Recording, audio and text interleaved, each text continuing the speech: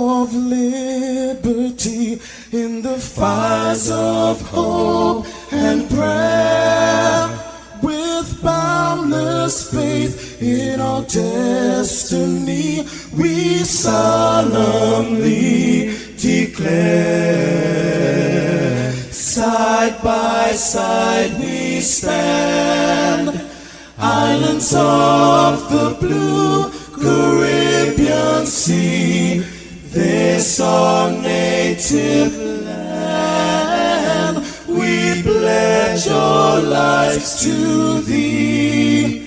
Here every creed and race find an equal place, and may God bless our nation. Here every creed and race find an equal place,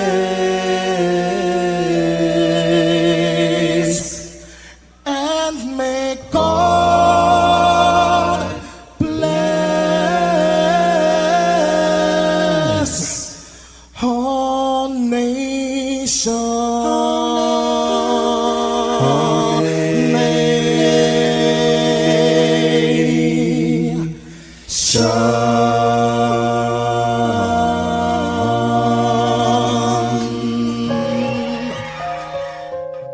Heavenly Father, we come before you at the start of this new day, giving thanks for life, for health, and the opportunity to serve through this station. We ask for your divine presence to guide us in all we do.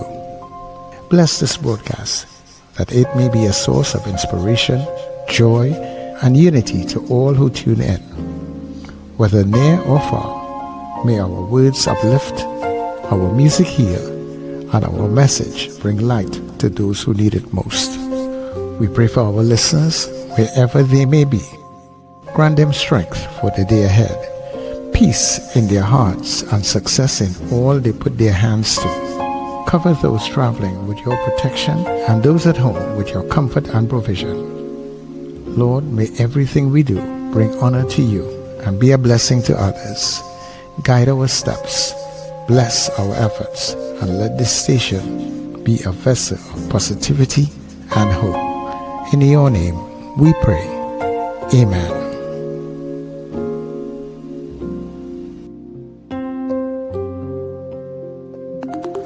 Your voice, your soundtrack, your station. New Era TT Radio. NETT Radio. Well, you hear this one? This is from the man called Palam Golan. All time can come again. We sing. Hey. So will it talk? Bad men are wrong. Oh God.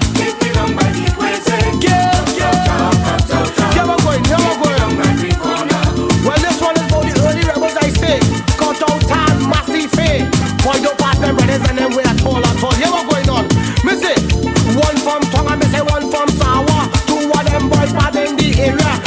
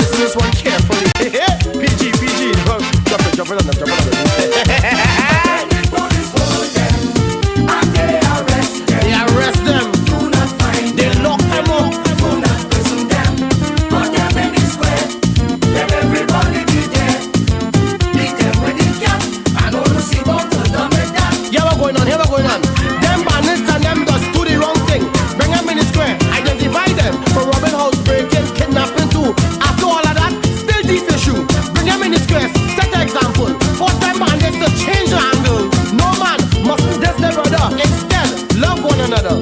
But they rob it, thief it, break your neighbor house, run from the police, hide like a mouse. Your life ain't worth nothing, you want take a chance, bring it in the square, drop your pants. Cat, Rix, cat, do not find them, do not prison them, be them, put them in the square, let everybody be there, let everybody be there, beat them with the cat, cat, stop to done with that cat. Where's it? Pelham boy, Pelham, the thing song ain't nice, the thing song ain't nice. Like I don't watch that thing. Before you boil it, wash it. Before you cook it, wash it. Before you eat it, wash it. Madeline, wash it. Soak it overnight under the pipe. A little blue soap to consume it right. Feeling to eat in the middle of the night. Saltfish and grits and everything right.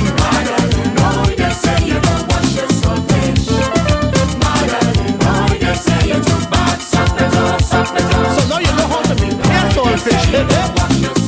Prepare it right.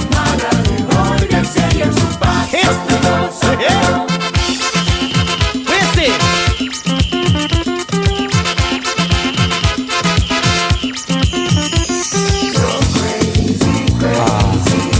Love, sweetness. Love makes the world go round and around and around.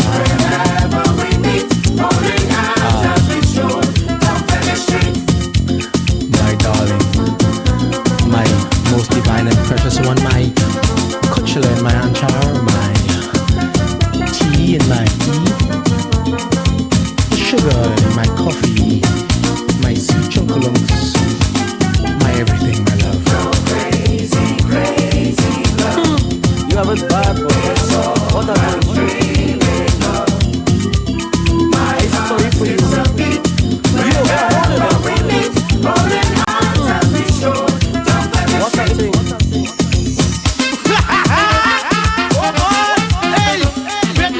Wake up, rise up.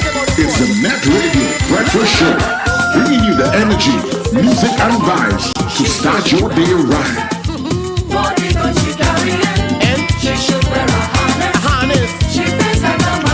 Well, everybody, good morning to you. Yeah.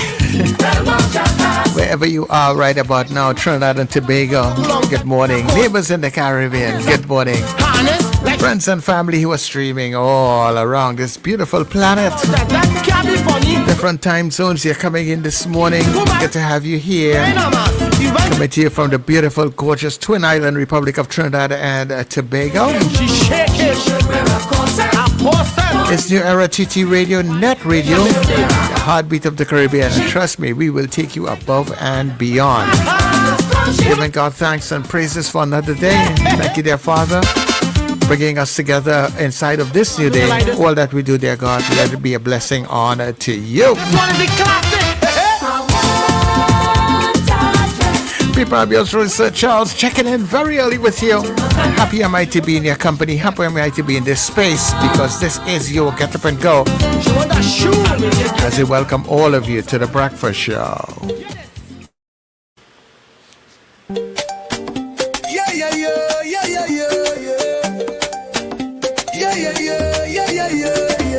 Wake up, it's a brand new dawn.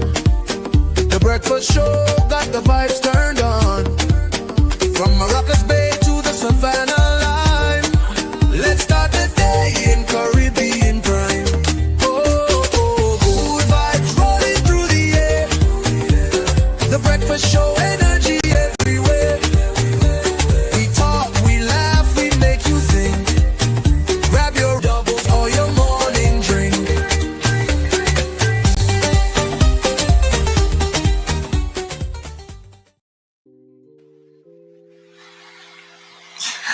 Okay, everybody, good morning to you.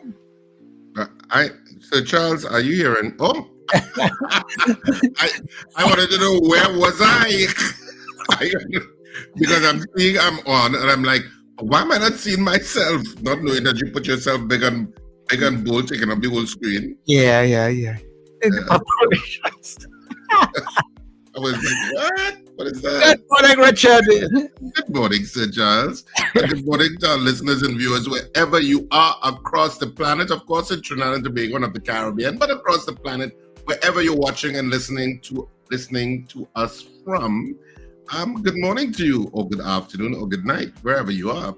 And of course, we know you have a choice, and thanks for tuning in to us. We appreciate it. So oh my goodness, so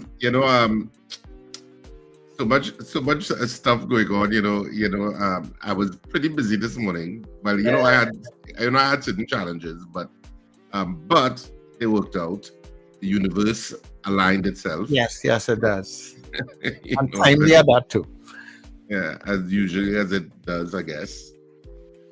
So good morning to everybody. I know today's supposed to be a kind of a rainy day because there's an adverse weather alert out in Trinidad and Tobago, of course. So I'm speaking to those people.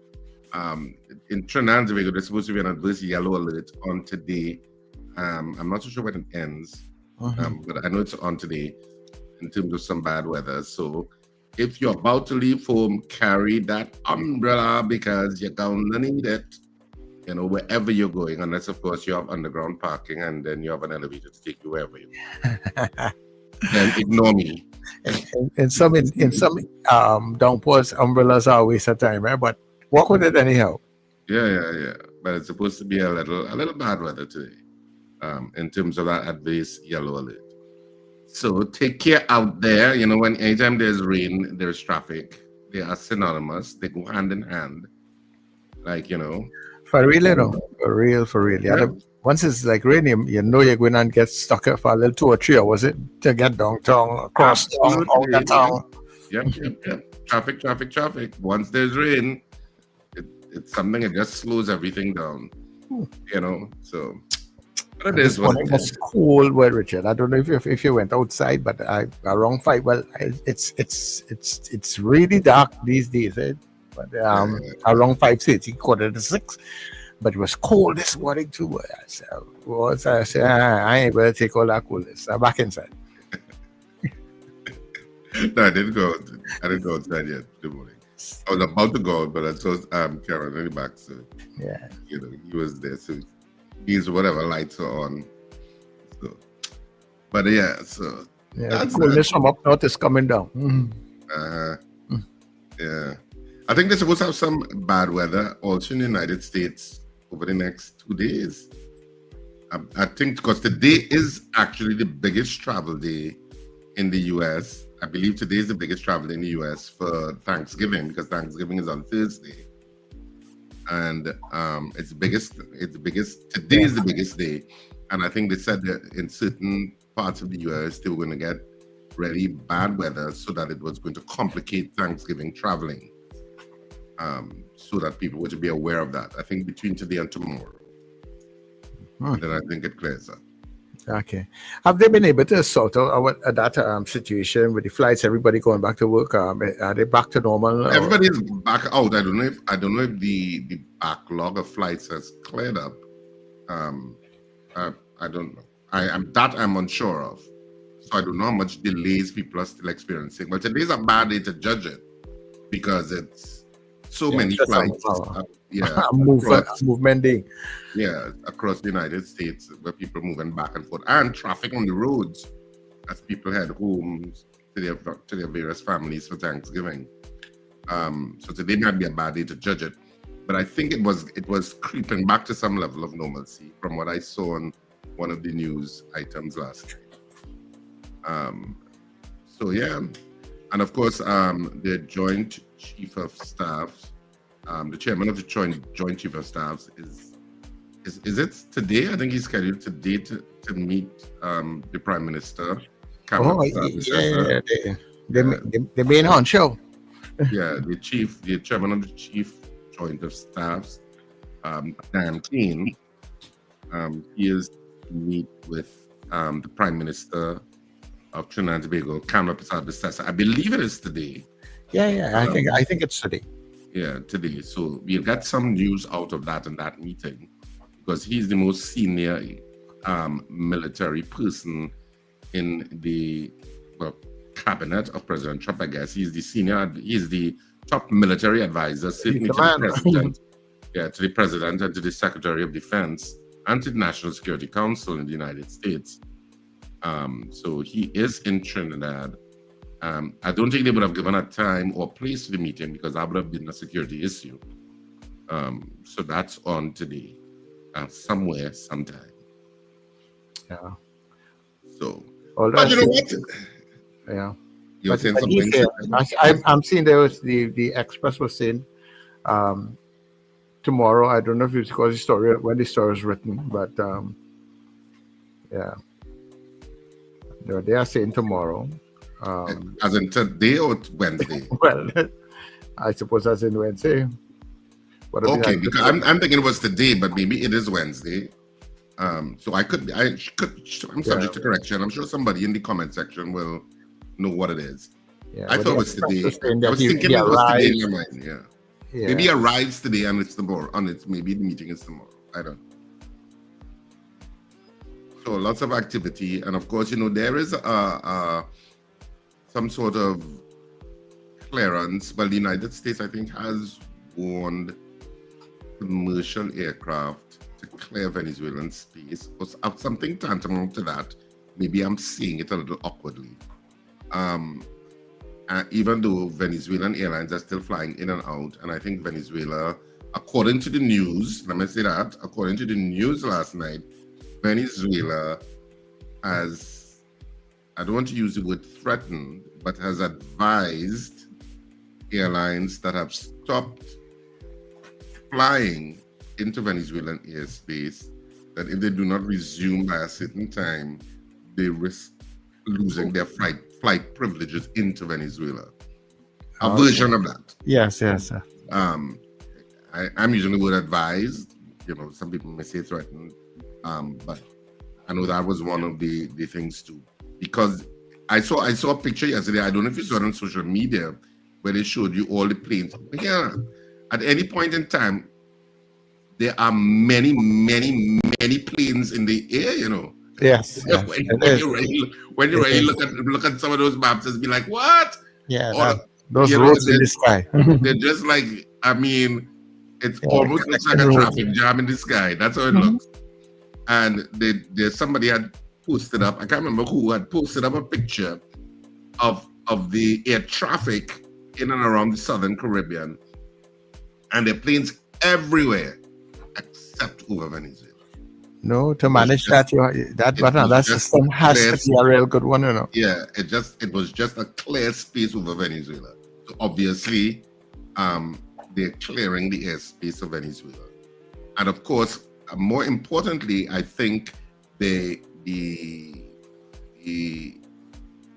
know what? Let me save that for after news. Not after news. After we do our good news daily newspapers and actually getting into the conversation, I'll do it then, and we can talk more about stuff then. But right now it's time for good news. I was busy blabbing, but let's get into our good news. And it's a long time I haven't done some landscape of Trinidad and Tobago, and I felt like doing it today because you know what? I can.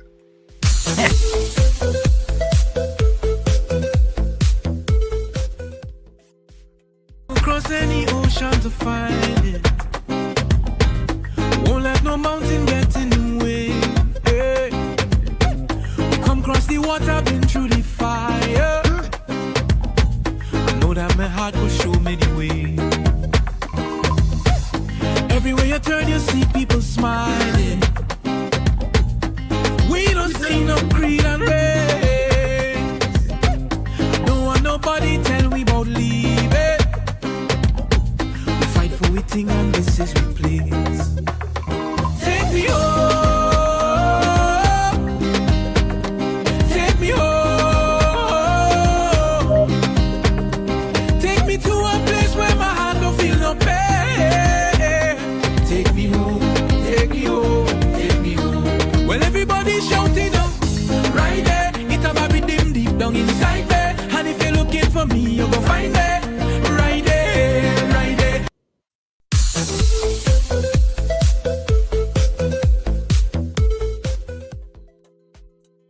Sometimes I feel like I want to see more. Yeah, beautiful. There's some images of Trinidad and Tobago there, that if you don't go out much, and it's very easy not to go out much in terms of seeing Trinidad and Tobago and get stuck, in earning a living and doing the regular necessities of life, so to speak. Doing your 8 to 4, your 9 to 5, or whatever the shift you work. And sometimes, just that break to just enjoy Trinidad and Tobago for what it is in terms of its natural beauty. Sometimes you just have to make time for it. I'm a good one to talk. I often don't make time for it because I'm always doing something. But I myself, but sometimes you need to. Because I have enough friends who always ask me, let's just go to the beach. Let's just go driving somewhere. And sometimes I do it. I've done it to parts of, Trinidad I have not been to before. Like the last time I did a road trip was when I went to Icacos. I'd never been down to that side, Cedros, Icacos. I'd never been. And we did it was my Ricardo, Karen, and myself. We just decided we're going down to, we're doing a road trip, and we did it. We got lost a little bit. And how you got lost? Because we didn't keep to the main track. We decided to be adventurous and went to some kind of oil field and a hole that got very lonely and very strange. And I felt I was trapped in this. I said, oh my God, this is how that movie starts, that you're just trapped. Yeah. In this area you know nothing about, and the road just seems never ending. So adventuring and just get lost in the whole thing. Yeah. And then of course we have calls about no, this way. No, I know the way. This is this way. No, but anyway. And some of the signage is terrible because the signage is weathered and some of it is, just not attractive. If we're serious about tourism, we really gotta look at our signs, whether they are visible or not, and how they look. And all the people in those areas must just watch and say, look at them, they're from town. Yeah, probably. And there's a part where the road gets very, I assume maybe they fixed it by now, but there was a part where the road had a big gaping hole in it. And you had to pass on a little part. But Icacos and Cedros are quite beautiful, seaside towns. That's what I'd call them. And they could be quaint little tourist villages, I think. I mean, I say village, but quaint little tourist towns with the correct investment. That's what I felt, looking at it. It was interesting because I didn't know that part of the country well. And there's a part where I think you go from Cedros to Icacos, where you kind of pass through a swamp, and it's on either side of you. And so just the road in the middle. And then when you're in Icacos, you can actually see Venezuela across. It's kind of mind-boggling in a kind of way that the South American continent is just right there. They can build a bridge. Yeah. They can build a bridge. I kid you not. They can build a bridge if it is that the world was a little bit more, organized and united and human beings, will be able to get along better, I guess. You could actually build a bridge between Trinidad and Tobago and Venezuela. I think it's quite possible. I'm not an engineer, but to me it looked quite possible because they were like right there. So closer to Tobago. If you could see it, you should be able to build it. But anyway, that's what it is. But you know what we should do? We should get into greeting all of you people who came in early this morning on the stream. Let's get into that, Sir Charles. Okay, cool, no problem. Else we will run a little behind time. Oh, no, well, should we do that? Should we go to the break first and then do that? And let's greet them and then we'll take the break. Oh, okay. There we go. So Valerie Mendoza says good morning. Valerie, well, she's first again today. Anthony Tinto says good morning and locked on. Margaret Thomas says glorious blessings. Susan Jessup, Almighty, God Almighty and his son Jesus Christ. Love always from Susan Suzette and Mrs. Gemma. Old lady says good morning, people solid as a rock. The truth shall stand. All other ground is sinking sand. Well, lady on the ball this morning. Brennan Smith says good morning. Felix Kazoo, good morning, Mr. Kazoo, says good morning to the breakfast family. Dan Payne says good morning. Marlon Motley, good morning. Well, good morning, Marlon. Boy Bedesi. I think Marlon sent me some video. Did you send me some video, Marlon? Can't remember. Boy Bedesi from JB says good morning. Manuela Peters says good morning to everyone. And yeah. There we go. Who's this now? Manager TTU 23. That's Norris Ferguson, I believe. Good morning to you, sir. K. George, good morning. Kenny in Harlem. Robert Taylor, good morning to you, Robert. Andre Renault, good morning. Blessed day. Erica Charles says good morning. Beautiful blessings. Beautiful day blessings. Sherwin and Juliet Kerr, good morning to the breakfast team. Good morning, Sherwin and Juliet. Good morning, guys, from Michael Cadet. Trini Mill Kitchen says good morning to the breakfast crew. Good morning, Trini Mill Kitchen. Grand Rising. Trini Mill. Kamau. Have a blessed day, everyone. From Diego Martin, Trini Mill Kitchen again. Happy birthday to who? Tanika Thomas today in Morgan. So Tanika Thomas, if you're listening, happy birthday to you. And it's from Annuel in Oshawa, Ontario. So good morning to you. Ilarizan says good morning, everyone. Have a great day. Lambert Bruce says good morning. Good morning, Lambert Bruce. Carol Guevara, good morning all. Odell Guy says good morning. Slick Money Grip says good morning to the Breakfast Show crew. Garvin Frank says good morning. Eunice Dublin says good morning. Bernadette Yeats says good morning to everyone. Joyce Phillips. Hey, Joycey. Says Philip, sorry. Good morning, Joyce. Stellar Services, blessed morning. Merle McComey says good morning, Richard, Wendell, and Sir Charles. Kathy and Charles says good morning to the breakfast show, wishing you all a wonderful day. Kathy. And a special morning to Arlene. Carla Hercules says good morning, TNT. Morning 555. Ingrid from Arizona. Good morning, Ingrid. Florence Bazzi, safe and blessed day to the breakfast crew, she says. Sherma Paul says good morning. Good morning, Sherma. Carol Guevara, well, she's singing as usual. Debbie Modest says good morning. Victoria Thongs. Why am I saying Victoria? Victor Thongs. Yeah, since Sorry. yesterday you're doing that. I'm doing that. You know, I must know Victoria Thongs. I don't know. But Victor Thongs, good morning, sir. Ian Stewart says good morning. Apollinus, blessed good morning and season's blessings to all. Carlisle Cupid, blessings. I like that. Election, if you put Trump on steroids, okay. Wendy Ann says it ends at 9 p.m. tonight, the weather alert. Okay, it's at 9 p.m. it ends tonight, Sir Charles, because I know you wanted to know.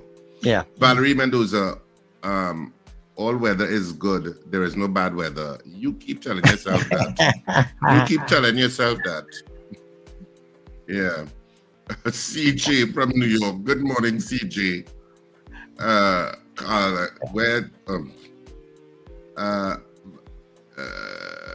Wendell is not here today. That's he's not here yesterday and today. Okay. Good morning, breakfast crew from GHXT2ZB. Michael Robinson. Good morning, guys from Japan. Good morning, Cat Consulting Services. Good morning to you, sir. Robert Harper says good morning. Top of the day from David McCarthy. Good morning, David. Brent Hackshaw. Good morning, gentlemen. Blessed day to you. They are meeting today. Wendy and James. That's what I thought. Yeah. That they are meeting today. You're spreading bad news, Sir Charles. No, but if I'm spreading it according to the Express. Okay. Prabha Ramdial. Good morning, Miss Ramdial. Rena Jennings says, good morning, guys. Good morning, Rena. Edwin Joseph. Good morning, gentlemen. Michael Robinson. Good morning, Michael. Florence Bazzi, she's just dancing to your music. Deborah Noel Surrett says, good morning. Have a wonderful day, guys. Elizabeth says, good morning and blessings to all of us. And she loves Susan Jessup and all of them. Chandra Sao, morning, I guess is what he's trying to say. I don't know. It's an abbreviated thing. Michael Grandson says, good morning. Visit Tortuga. I have not been to Tortuga either. Yeah. I'm morning from Amanda and Damien. That's my cuz. So that's Damien Edwin there. So morning from Amanda and Damien. Good morning, guys. Ossie Molyneux, good morning to all. Anthony Bullard, good morning to you, Anthony. Estelita Sampson, good morning. And Ambrose Blanc says good morning. Ron DeSantos from Norfolk, Virginia, good morning, Ron. DL says a late but a reach. Sherry says good morning all. Good morning, Sherry. Cheryl, sorry, I said Sherry. Beauty Culture, she like Cheryl Crow. That's how Cheryl Crow spells it, isn't it? Good morning, guys. Beauty Culture. And Beauty Culture says, tell Jamaica, Vietnam, Philippines, etc. that what you talking about? Yeah. Oh, that all weather is good weather. Yeah. That's why I tell her that. All weather is good weather, man. No, when Melissa touched down the other day. When Mother need just start to flex some muscles. Tell you. Okay, that is it there, Richard? That's it. I don't know if you have any in your Yeah, so let me say good morning. Good morning to Princess Town. Good to have you inside early, enjoying the music. All right, that little medley, nice. Good morning to Kent in Lavantel, Callan and Kelly, off to work as always. Brenda in Penal, good morning. Archbishop Ashton Clark in Canada. And Zena out there in Arima. Good to have you up early, Zena. Frank in Aruka. Horatio Services, good morning. Mr. Billy and the Powder Magazine crew. Peter Wilson, good morning. Mop. Mr. Beeps, good morning to you, and a special good morning to the folks also on the Gael channel. Thank you very much for being with us here on New Era TT Radio, and to all our YouTube and Facebook people. A blessed good morning to you. So we're going to take the break and come back, Rich? Yeah, we can do that. All right. Charmflair Auto Services Limited, your one-stop auto repair shop, located at number 1 Industrial Lane, Charmflair, right opposite the brewery on the Eastern Main Road. Yes, we do it all. Repairs to all makes and models, from your everyday sedan to SUVs, light trucks, pickups, and panel vans. We're also the sole distributors of Davanti tires, certified VTS inspection station, plus a wide range of services: oil change, front end and suspension repairs, tune-ups, tire alignment, batteries, electrical work, radiator and cooling system, AC repairs, and accessories galore. We offer pickup and drop-off service too. Call us today at 662-6545 or 662-6572. Follow us on Instagram and Facebook. Charmflair Auto Services Limited, number 1 Industrial Lane, Charmflair. We do it all. Good morning, 4 a.m.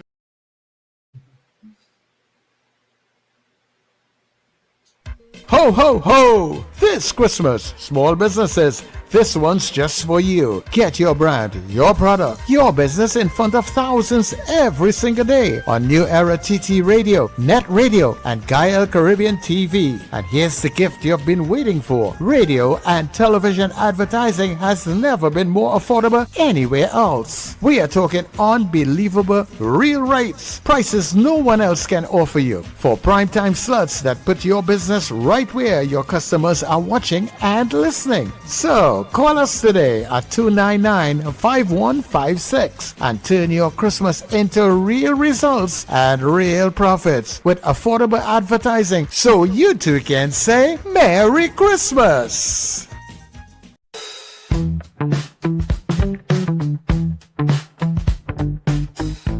S&H Rumbox, 137 Western Main Road, St. James, for all your retail and wholesale needs for alcohol and non-alcoholic beverages.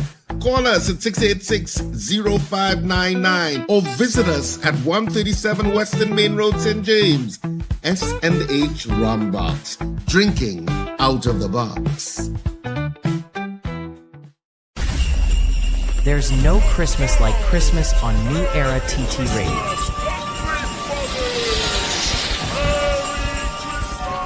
Laughing children tug at Mr. Santa.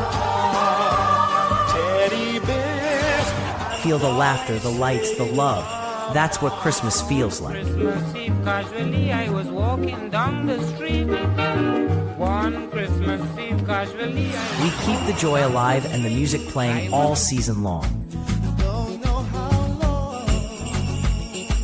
Merry Christmas from your friends at New Era TT Radio, taking you above and beyond. Merry Christmas, everybody!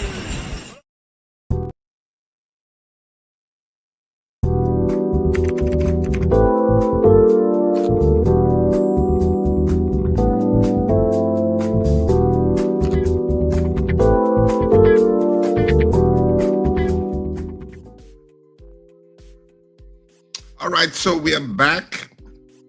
And of course, this is the point at which we go through the daily newspapers for this morning. So I will start with the Express in Trinidad and Tobago.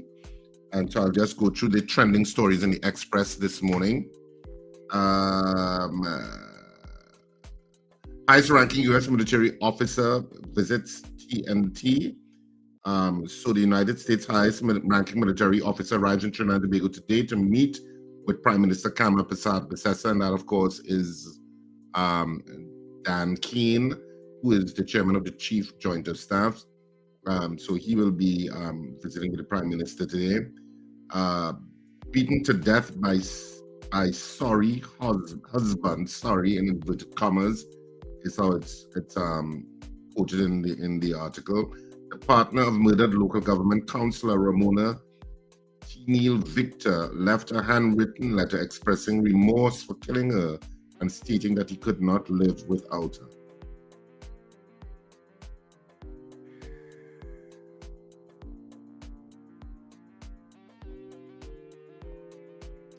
You know, I don't know what to respond to that, but we just move on and just read. Yeah, I think you should. Suspect turns himself in after Brown reports death threats. Hours after opposition Senator Dr. Amory Brown reported to police that his life and that of his family were threatened by a person online, the suspect and his relatives visited a police station on Saturday. Because why are you so dumb and so stupid with stuff like that on social media? You have no control over your damn fingers typing.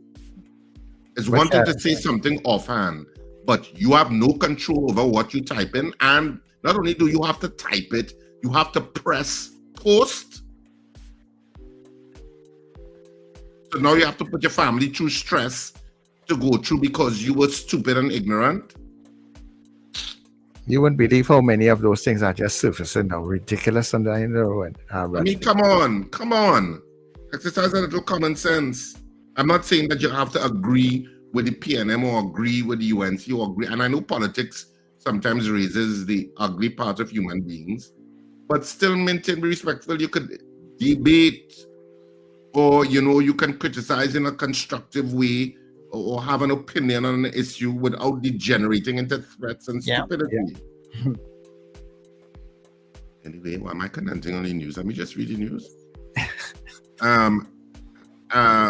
Man robbed of $100,000 on Rising Road. That is dotishness. And man why is that dotishness? If you read that, sir, but don't read it though. I mean, people have to be more aware of what they're doing. And but people need to moving around with large sums of cash. Yeah, but sometimes you need to do a business and sometimes you need to withdraw a large sum of money for some particular reason. Anyway, man charged for pretending to be doctor. That's a kind of weird story. And will public servants get Christmas back pay? Won't they love to know? And You know, and well, that's it for the Express. Maybe you could do the Guardian while I get to the. All right. So in the Guardian, of course, the U.S. military chief in TNT today to meet the Prime Minister. So after that, tomorrow you'll get all the Maduro headlines. TPHL sacks director following sexual harassment claim. Cop arrested in alleged plot to kill minister. It's all kind of bacchanal taking place here. No official 10% wage offer for PSA yet. Sources say Diego Martin man held for death threats against senator. Husband leaves note in murder-suicide of UNC councillor, and calls grow for stricter penalties in Parliament. All right, and that is it. Have a lot more, but I'll up there for now. All right, that's it. That's it. You want to read some more? No, but I was okay. But no, it doesn't matter. Okay. Whatever you feel to do. So anyway, the news day for today. Let me start with the main headline. One of the main headlines: Judge in TNTX misrepresentation claim. Sort it out. Beckles and Young concerned by Alexander threats of social media crackdown. Yeah. Judge to decide on future of children's home sexual abuse claim. One health approach urged across Caribbean sectors. And Minister urges quick resolution to Trillions claim, defamation claim. Youth parliamentarians tackle cyberbullying, and 2 penal men held for robbery with violence. And okay. And UNC councillors' in-laws stop speculating on cause of death. Government begins park and ride survey. Lee Singh suggests one-way traffic for East-West corridor. One-way traffic? The news kind of time out today. I'm not feeling to comment on that. But anyway, it tired me out. And so I don't know if you want. I don't know as a suggested poll, Sir Charles. And you could craft it however you could and you're good today. We're not mentioning Colm Imbert in the poll, so you don't have to make any errors. So what I want to suggest is that do you think that Minister Alexander's threats to social media bloggers by the I'm saying it awkwardly to you, but you could frame it. Do you think it's threats to because somehow I felt that would have been the poll. It's kind of long, but do you think that his threats to social media bloggers and with the invitation of the U.S. authorities to revoke visas is a direct threat to freedom of speech? Something along that line. Yeah. So it will be a yes or no question. But along that line. Yeah, well, it's more or less do you support? How about do you support? Yeah. Right? However you want to craft it. No problem.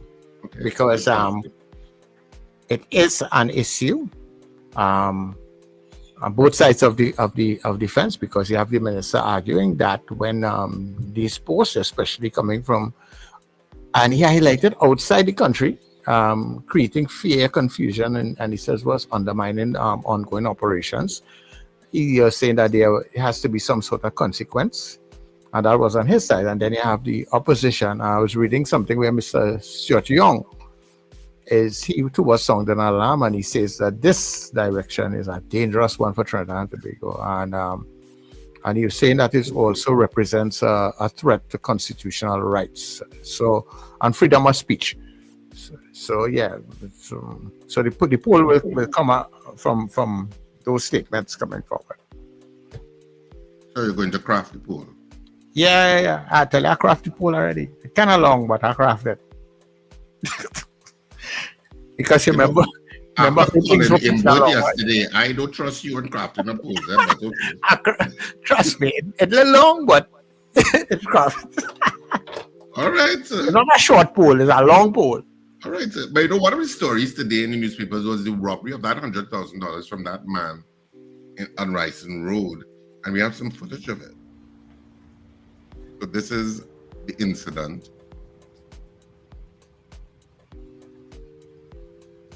Now, I don't know if this is the 100,000 actually thing, but this is certainly a robbery that took place on Rice Road.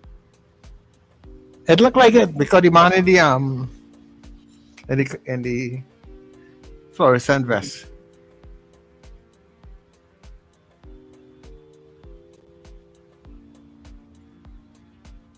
Yeah, I think that was it. So just to show it again, for people who have not seen it before, you just walk up to the person and just grab that. And yeah, the element of surprise, huh? Yeah. Because he's walking very casually. And this is obviously, it looks like it's by Hyatt there, doesn't it? That entrance to go in by Hyatt there, that's where it looks like. They said that he was opposite. It's opposite. So it's probably from like Inland Revenue there or something like that. Yeah, they say he was going to Inland Revenue or something like that. Yeah, that Inland Revenue building is opposite.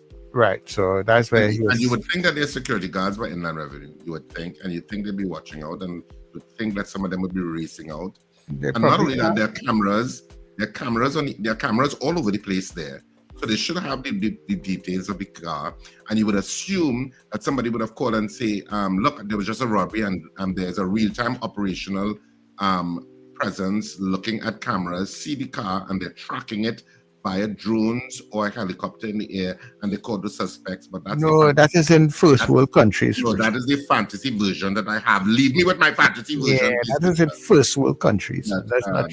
But of course, we don't know. We don't know what if anybody was held for that. But that's an example of what happened on Rice Road, and that's right. That's in a very populated area, and that not only that, Rice Road generally has some degree of traffic, even if you're swinging onto Independence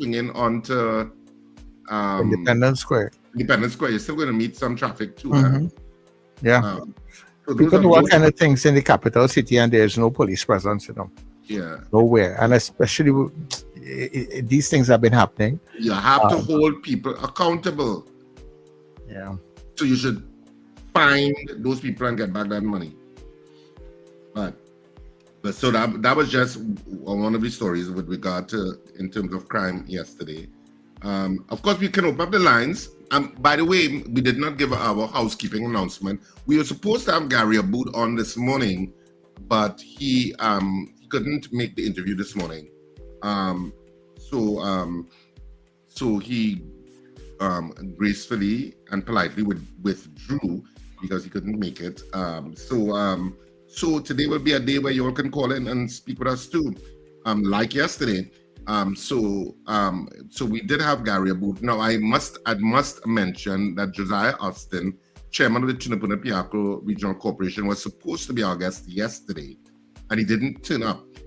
He called me yesterday and he apologized profusely, but he was very much under the weather, and he was battling with a cold or something like that. He was really under the weather. I could hear it in his voice.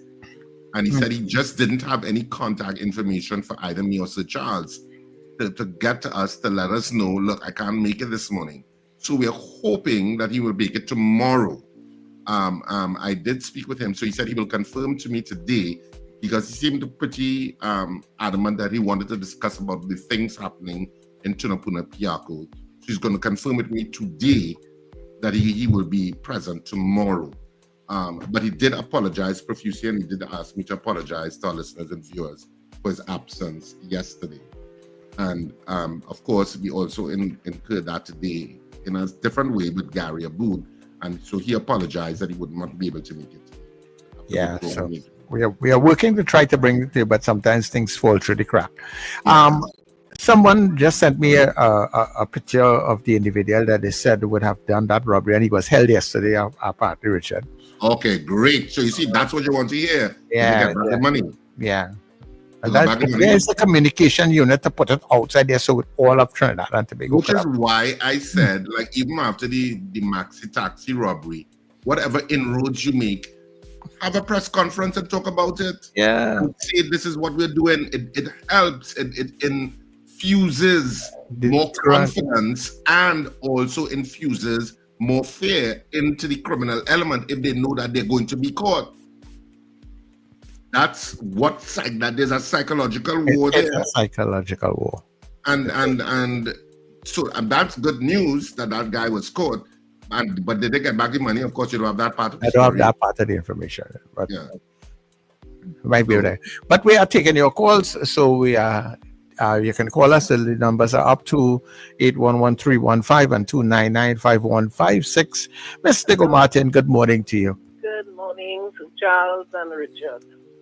Good morning. Richard is only in the United States. You see when certain things happen, the person who in charge of the precinct or this come and give an update. I don't know what it is going on. Gary Griffith used to do it. I must give him that when he was commissioner of police. Yeah, a few moments later. You're just being the dark and people speculating. Anyway, I want to call on the two former PSA presidents, Leroy Batiste and Jennifer Batiste. Lord, all you see if all you could educate this new president, Miss Felicia Thomas. Good Lord, like this woman don't understand negotiations. I mean, only fooling the public servants, but you go get money for Christmas. What money? You hiring staff? Let me tell all you, when they're closing on the financial year, when I used to work in the ministry, the September month, it used to be crazy because you had to spend all that release that you got, and if you don't spend all, you have to give it back. So ministry is going crazy. You're going home 6 o'clock, all kind of madness. This government have December is early day, 15, the 15th of December. How they doing these pay sheets for people to get money and back pay for Christmas, Felicia Thomas? You hiring staff? Oh, please, look, I just get so bad. Every time I see that woman on the TV, I start to switch the station. Good Jesus. Lord, all right, Mr. Martin, you know. Well, maybe what transpired then, maybe the ministry have upgraded and is maybe able to pay, but we have to wait and see. You know, I suppose you might be jumping the gun a little bit. Trinity, good morning. Yeah, morning. Wendell, wherever it is. Good morning, Mr. Patrick. Morning, sir. Trinidad and Tobago, morning. You know, I was talking to a friend of mine in New York yesterday, right? And he was asking her what happened to the carnival and the fest and them. There was a meeting with the culture minister yesterday, the promoters. I think she never showed up, right? She never showed up. But he telling me to come to Trinidad is $1,300 US. Yeah, that.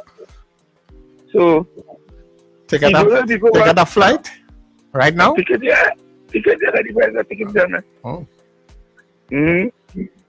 I said, well, that price is running until the carnival, right? He said, well, all that money to come to Trinidad and you're going home at 10 o'clock in the night. And another thing I was watching around, I'm moving around and watching. The place right now on a slowdown is in Trinidad. All them grocery, you're going in the grocery, you're going in the hardware, you're going all about the place slow down. You ain't seeing people shopping, grocery and hardware because long time all now, so this Christmas season, people buying paint and renovation and materials. You go in these hardware and you ain't see nobody. Going back when you ain't see nobody, them hardware ain't see nobody. Don't worry, man. That is a kind of normal thing. You always get a last-minute rush coming up. When they like to do construction work and repairs, people just have to repair the house since around September for Diwali, and from the cover it up. Right? And as the lady was now saying it, I work back pay already Ministry of Works. That back pay has to go through that process, right? Audit. It has to audit. And all kind of different things, COLA allowance, traveling allowance, custody allowance, all these things have to be discussed. So I don't know. What is really going on? If they're already paying people on the 19th of December or the 15th of December. Yes, I don't know. I really don't know. Whenever it comes, we Whatever taking that it. Yeah. Thanks very much, Mr. Patrick. Whenever the money comes, we taking it. I don't know, see people and people looking out for their money. All right. Virginia, good morning. Front and center, Norfolk, Virginia. How you guys doing this morning? Hey, we're good. Something interesting here. A couple of weeks ago, you guys mentioned the name of one of the highest ranking military commanders. You said it was Halsey, H-A, or Halsey, H-O-L-S-E-Y. I think Richard, you might have a better. I don't know. Richard, you remember that? Admiral Halsey. Yeah, you remember? Yeah, Admiral Halsey, right? Yeah. Who resigned? Who resigned? What I'm seeing here, Dan Kane, the Joint Chief of Staff, the head of the Joint Chief of Staff. He's as you know, Joint Chief of Staff is in command of everybody, right? All branches. But you see, head guy Colin Powell is one of the most famous ones, of course, and we know who he is. But it's interesting. Well, the chairman of the Joint Chief of Staff, I don't think he's in control. He can't command troops to do anything. I don't think so. No. He's not a command type of guy, but I mean, you will have somebody who at the highest levels will represent. He's the highest advisor, military advisor.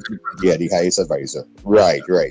But the interesting thing, though, if it's the same Halsey, wasn't he the one who had threatened to resign or something some weeks ago?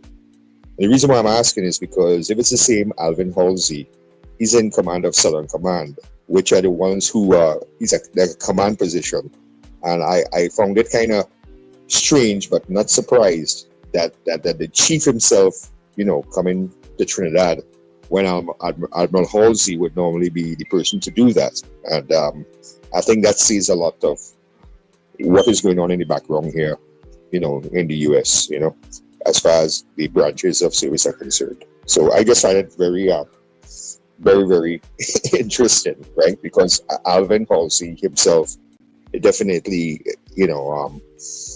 as head of Southern Command, whose the operation is being, managed from there outside Tampa Bay, where I used to be, and to see that the chief himself, the chairman of the Joint Chief of Staff, coming to Trinidad to address some concerns that the Trinidad administration has, and not Alvin Halsey, I think it just raised my eyebrows. So, but didn't Admiral Halsey indicate that he was retiring? Right, I think he was indicated. He did indicate that he was retired, but he was the thing retiring. is, though, is that just from the outside looking in and with a little insight into how things operate, I find it kind of weird that Halsey himself, commander of U.S. Southern Command, wasn't the person to meet the Prime Minister of Trinidad. And so there's two Americas right now, what I'm saying? And even in the military, you have individuals who are human and they're entitled to their opinion and stuff. And things are not too good right now. Are you aware? You guys are aware? I saw the news recently where Senator Mark Kelly, the astronaut, and he's a senator, he and a number of others have they broke military code, even though some of them still considered reserve and stuff like that. He may be brought up, maybe asked to turn up, and they're going to actually address an issue where he was calling on members of the military to defy direct commands from the commander-in-chief. Illegal orders. And that's a terrible situation. As far as I'm concerned. Illegal orders. It said illegal orders. Virginia, thanks much. Yeah. He didn't ask them to refuse just any command, but illegal orders. I think that's what it is, and which Trump responded, etc., etc. So, but that's what's going on in the United States. But they said to refuse illegal commands. So that just to contextualize it a little bit. Of course, if you wanted to stick with the US a little bit, and you should put up. Well, I see the poll is up, and anyway, we're going to the news now. So let me hush. The poll is up. Do you support the government seeking U.S. assistance to revoke visas or take action against bloggers who are accused of spreading harmful misinformation? All right, so you're voting yes? I agree no? with you. I know how you would it, Sir Charles, but we will go with it. But that's a kind of mamby-pamby way of wording it for me. Because it should be referenced against freedom of speech, because that's what it is. That's my opinion. Okay, you leave it as it is because it's already up. Do you support the government seeking U.S. assistance to revoke visas or take action against bloggers who are accused of spreading harmful misinformation? That's the poll. You heard it. All right. And of course, it's 7 o'clock on the dot, so this is where we go to our news.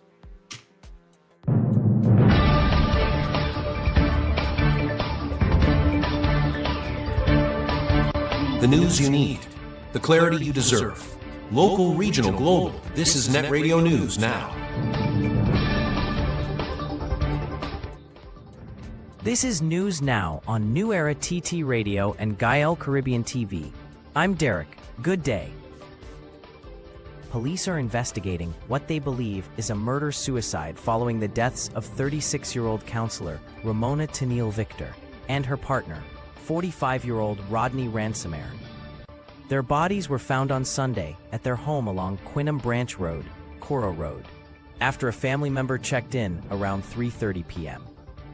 Victor was discovered covered with a blanket, while Ransomere showed signs of frothing at the nose. Crime scene investigators recovered a handwritten note and a bottle of Rotam Icaso herbicide, along with 2 cell phones and an iPad.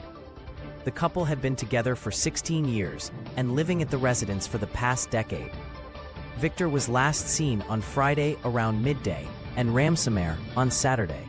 Autopsies will be conducted this week to determine the exact cause of death. Opposition MP Stuart Young is raising alarm over comments by Homeland Security Minister Roger Alexander, who says government is exploring legal options to curb the misuse of social media and the spread of misinformation that threatens national safety. Alexander confirmed that discussions are underway with the Attorney General on possible legislation aimed at stopping harmful online behavior, not legitimate public expression. He says when communications begin causing chaos and calamity, action must be taken. He pointed to the recent detention of Olive Green Jack under the state of emergency, after she allegedly urged the Venezuelan government to target the Prime Minister's Philippine residence. Young says the minister's position, along with the use of a preventive detention order instead of existing criminal law, represents a developing threat to democracy. He warns that a line is being crossed and is urging citizens to stay alert. Trinidad and Tobago. Chairman of the U.S. Joint Chiefs of Staff, General Dan Kane, will visit Trinidad and Tobago on November 25th for talks with Prime Minister Kamla Prasad Bisesar. The U.S. Embassy announced the visit on November 24th, saying discussions will focus on the strong bilateral relationship, regional stability, and joint efforts to counter illicit trafficking and transnational criminal organizations. Kane's trip follows 2 recent trading engagements between the U.S. 22nd Marine Expeditionary Unit and the Trinidad and Tobago Defense Force from October 26th to 30th, and again from November 16th to 21st. General Kane is the 22nd Chairman of the Joint Chiefs of Staff, the U.S.'s highest-ranking military officer and senior military advisor to the President, the Secretary of War, and the National Security Council. He previously served as an F-16 fighter pilot, weapons officer, and special operations officer. 3 Manzanilla residents were injured during a violent home invasion on Sunday evening, where attackers stole a vehicle that was later recovered by police. Around 6:20 p.m., an elderly woman was sitting in her gallery at Clark Trace Extension when a man armed with a knife pushed her to the ground and demanded valuables. 2 other suspects entered the house, attacking a second resident at the dining table, striking him with a knife, and stealing his phone and the keys to a blue Nissan Tita. A third resident, a young woman, was assaulted in her bedroom and robbed of cash, jewelry, and an iPhone XR. The suspects escaped in the stolen Tita, but officers from Manzanilla, Mayaro, Beach, and Sangre Grande later found it abandoned on Calypso Road. All 3 victims were taken to area hospital for treatment. In the region, legendary reggae singer and actor Jimmy Cliff has died at the age of 81. His family announced on social media that he passed away from a seizure, followed by pneumonia.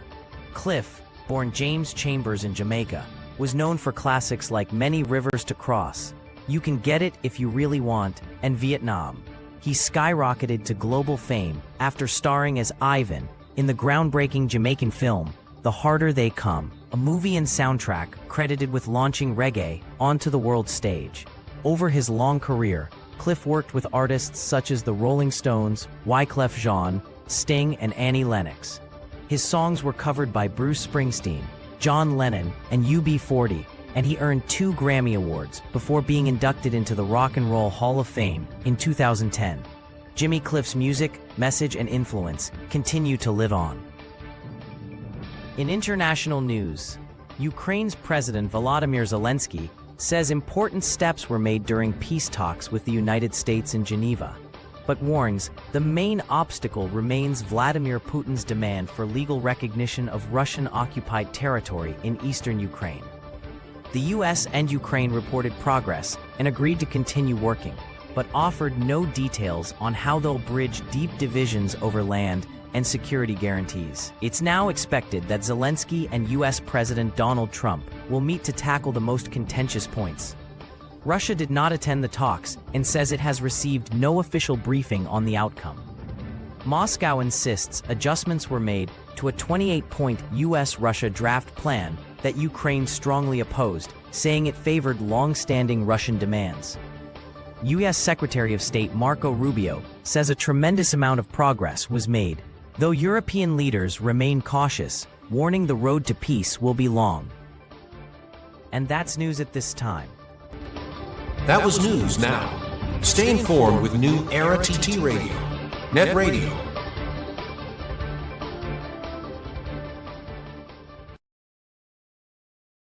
Your mid-morning just got better.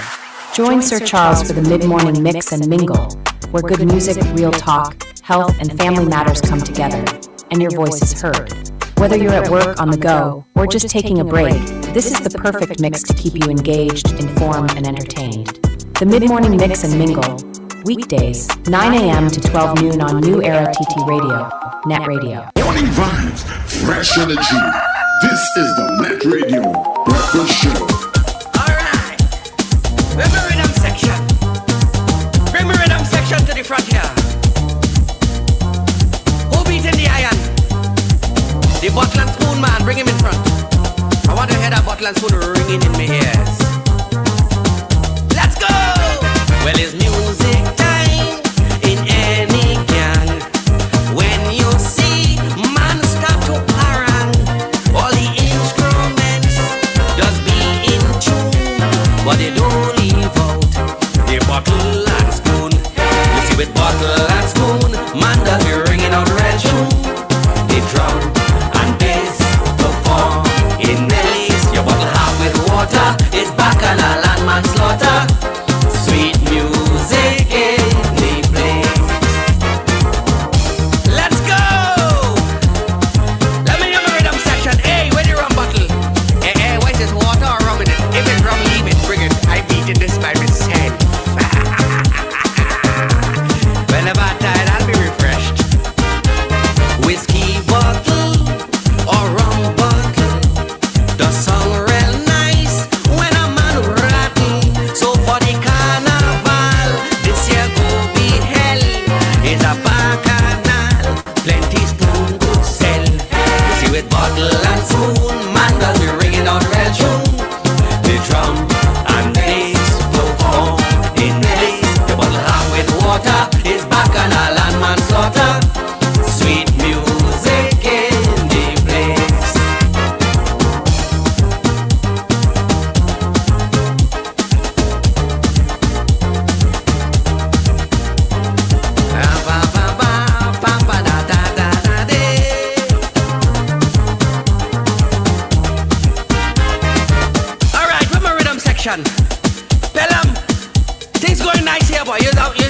master of this art. I tell you, oh look, go ahead here. Where the bottle and spoon? Alright, keep it going. I go cut up a little bit of the ham here, and we go bring some drinks. Everything in order? Let's go! Hey, the bottle and spoon section growing, man. Fellas, all you come. Bottle half with water, some quarter, some a little more than half. Let's go. Bring it and come. What's the size of your spoon? What's the size of your spoon? I heard it from a steel band man. He named Bradshaw. He's an iron man. Yes, he told me plain that very soon handmen going back to bottle and spoon. See, with bottle and spoon, man does the ringing out red tune. The drum and bass perform in place. The bottle half with water is back and a landman slaughter. Sweet music in the place. Mornings just got better. You're locked into NETT Radio Breakfast Show, fueling your day with the best music and real talk. And of course, you're getting all that music and real talk right here on New Era TT Radio, the heartbeat of the Caribbean. Welcome inside the second hour of the breakfast show. Happy to be with you this morning, and I'm hoping that your day is turning out just the way that you want it, okay? Of course, let me say a very special good morning to the folks on Gael TV, and thank you very much for being with us up and down the Eastern Caribbean. Yeah, through Gael, so thank you very much, people. And of course, all the folks on our platforms, YouTube, Facebook, stay connected, okay? Remember, when we come off of the Gael feed after 8 o'clock, you can join us on newerattradio.com, New Era TT Radio. Put it in your browser, and that way you get us on TuneIn, you get us on TuneIn, you get us on all of your Google and Alexa devices, okay? Support our YouTube and Facebook channels. Remember, like, subscribe, follow, all of them. And of course, also hit that support button. Of course, coming up inside of the Drive Time Exchange later on with Tony Fraser, we are paying tribute to a couple greats in between there who have fallen. Of course, Danielle DeFentalia. We have some people coming in, and we'll be talking about Danielle and the work that she has done over the years. And also we're paying tribute to reggae icon Jimmy Cliff, who passed away yesterday. So all that is inside of your Drive Time Exchange with Tony Fraser a little later on this afternoon. So continue to vote on our poll. Remember, you're voting yes or no first, and you put your comments after.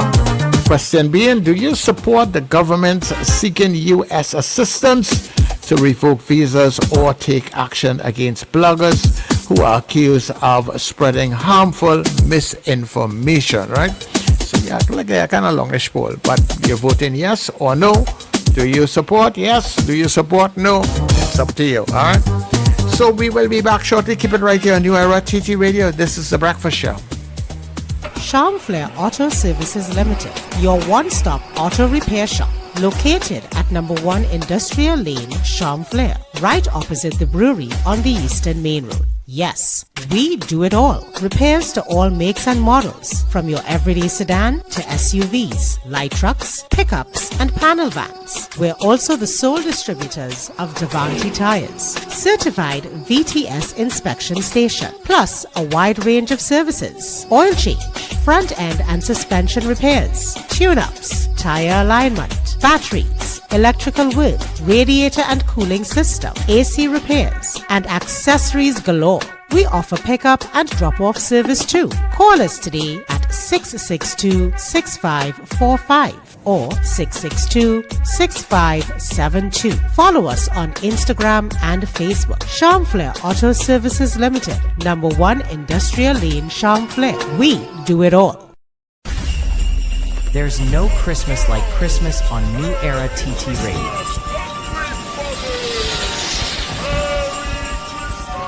Laughing children, tug at Mr. Santa, teddy bears. Feel the laughter, the lights, the love. That's what Christmas feels like. Christmas Eve, casually I was walking down the street. One Christmas Eve, casually we keep the joy alive and the music playing all season long. Merry Christmas from your friends at New Era TT Radio, taking you above and beyond.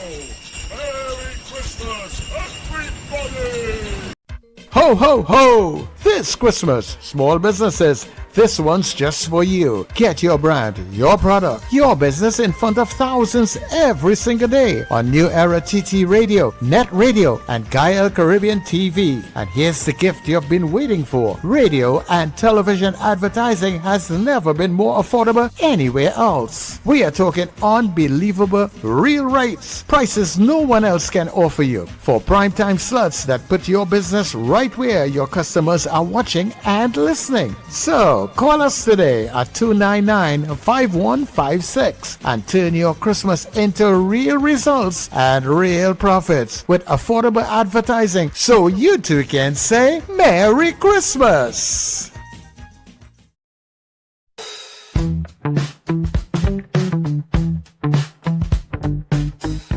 S&H Rumbox, 137 Western Main Road, St. James, for all your retail and wholesale needs for alcohol and non-alcoholic beverages. Call us at 686-0599 or visit us at 137 Western Main Road, St. James. S&H Rumbox, drinking out of the box.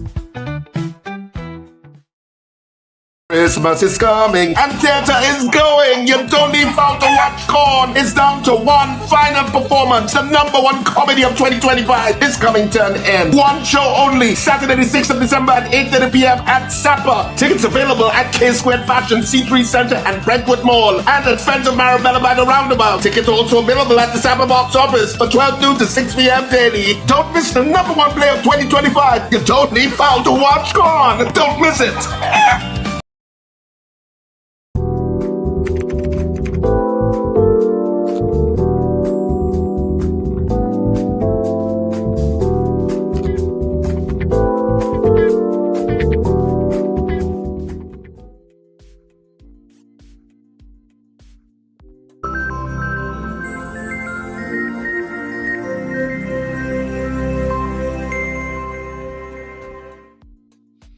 Of course, we are back, and this is the point at which we get to our poll results. You're ready to write, right, Sir Charles?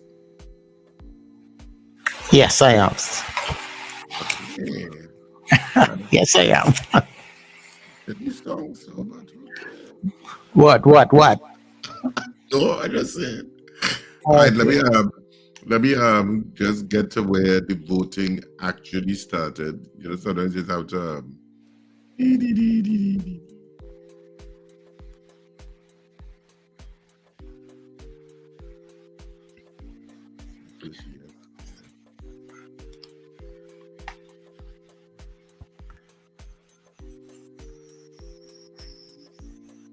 Okay, so you have to sift through a lot of stuff.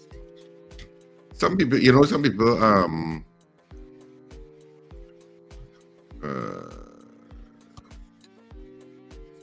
okay, I'm going from, let me just go up a little bit just to make sure.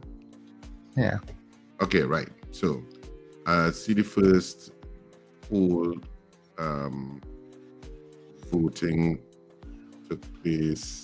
All right, so while Richard, remember the poll question, people? All right, I started with, but let me read it again. So do you support the government seeking U.S. assistance to revoke visas or take action against bloggers who are accused of spreading harmful misinformation?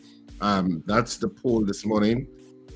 So I'm starting from Old Lady. I think that's the first vote. If I'm missing somebody's vote previous to that, please let me know.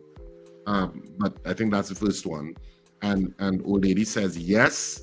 So the poll is, I'll repeat it one more time.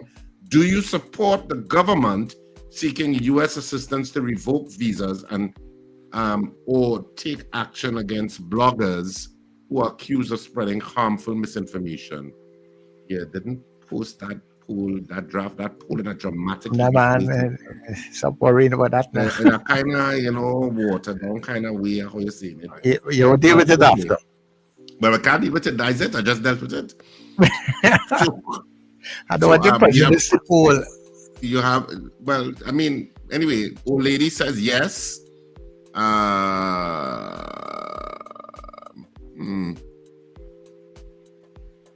Old lady say yes. Okay, I had to search just now.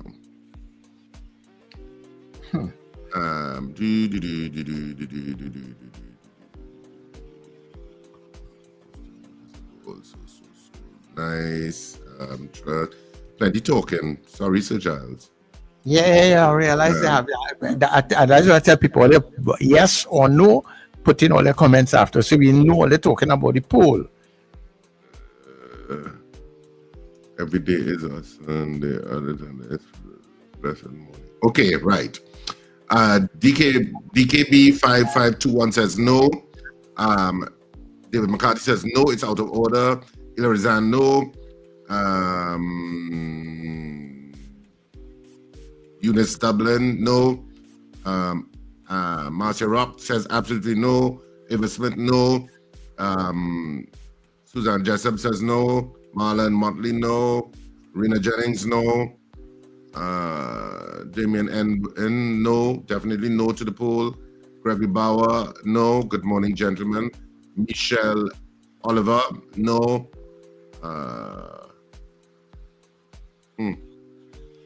DL7791, no to the poll. Lester Cragwell, no. Cathy and Townsend, no. Quality Finch, hell no. Florence Barsi says no. James Kamau, no. Beauty Culture, no. Carol Guevara, no.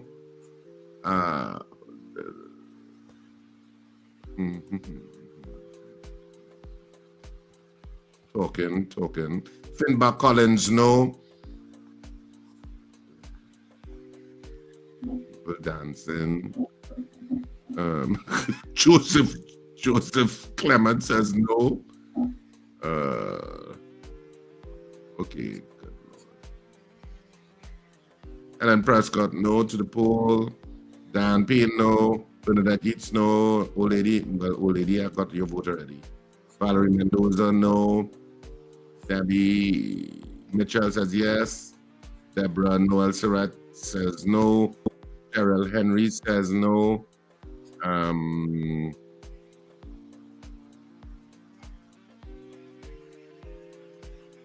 Marie Saunders says no. Michael Cadet says no. Michael Robinson says no. Jason Samuel, no. Joyce Phillip, no. Stephen Harper says no. Wayne Joseph, no. Patricia Reed, no. Manuela Peters, no. Deke Markin, D-Mark K3, well, D-Mark. Let me just call you D-Mark. Yeah, yes. D-Mark. Yes. Miguel Gonzalez, no.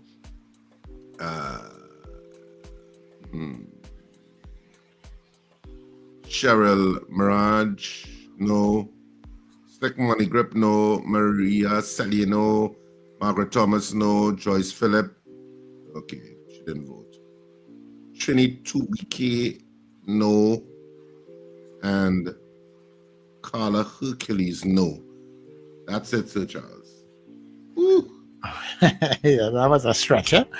All right. I don't know why this person only calling me on the line and messing up the WhatsApp, man.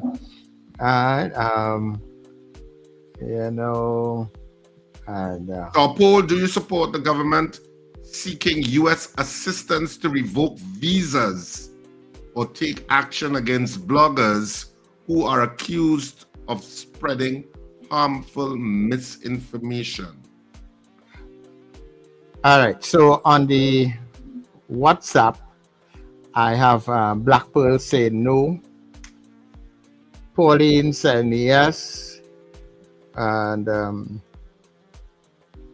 Raymond saying no. Oh, Mr. Grant, stop calling me. Right. Long Islander didn't vote. Judith in Mount St. George says no. And she says, Wendell, we're missing you. It's Sandra, let me see if Sandra voted. No, Sandra did not vote. Peter says no. Sachin says yes. Rockaway says yes. Brenda in Pinal says no. Junior says no. Ronald says no. Frank says no. Dre says no. So that's 3 more no's here. All right. 2, 3.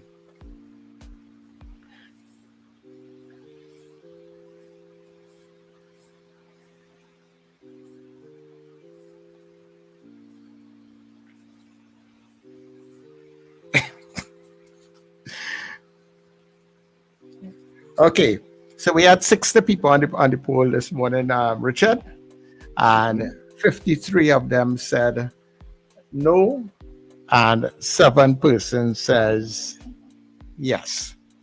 So that is the poll this morning. 53 say no, they do not support. 7 people saying yes, they do support. And that is the poll for today. All right, so of course, this is a point at which we kind of open up the lines again because our guest today withdrew gracefully. He said he couldn't make it today again, Mr. Aboud. So this is where we will open up the lines and take your calls. Of course, the international story is happening. If you wanted to touch on that, beyond the Senator Mark Kelly issue, which is it Far Rockaway who would have raised it? Or Ron DeSantis? DeSantis. Ron. So anyway, you also have, if you're following U.S. Issues, the cases against James Comey and Letitia James. Isn't it strange that they both have James in their name? James Comey and Letitia James. Right, those kind of things coincidental. But they're both James. So the Jameses cases were dismissed by a federal judge who held that the appointment by President Trump of U.S. Attorney Lindsay Halligan was invalid. So therefore, the cases against the Jameses, James Comey and Letitia James, were thrown out. So of course you have that. You also have what also is going on. Of course, I think they've started the process to deal with the listing of one of those groups in Venezuela as a terrorist organization, which would affect President Maduro. I think they've started the process. You also have, this Miss Universe has had the most bacchanal of any Miss Universe in recent memory. There's still a bacchanal coming out of that? There's still a bacchanal coming out of that Miss Universe. In fact, one of the judges, I don't know if it's one of the judges who resigned before it, or it's an actual judge who's calling for the results to be called invalid, and that there be no Miss Universe this year, because they're claiming that the Miss Universe Mexico's father and the head of Miss Universe, the franchise, have business interests together, which is a conflict of interest that Miss Mexico should not have won, and so that they should just quash it. Beyond all of that, Miss Côte d'Ivoire, which many people thought should have won, between her and Miss Thailand, she was announced as Miss Universe Africa Oceania, and she has withdrawn. She's resigned from that and renounced the crown, saying in that she had to keep her sense of principle, etc., in terms of the role model she sets. Olivia Yassi, I think is her name. Okay, so how then does our next thing, but it didn't. The bacchanal still continuing. Now they're saying that it is quoted as saying that the head of Miss Universe said that they couldn't give Miss Côte d'Ivoire the crown because Côte d'Ivoire has a weak passport. They would need visas for 175 countries, which was going to be a burden on Miss Universe organization getting visas to those 175 countries. So that was another bacchanal that come up too. It is just mired in confusion and mayhem. Oh my word.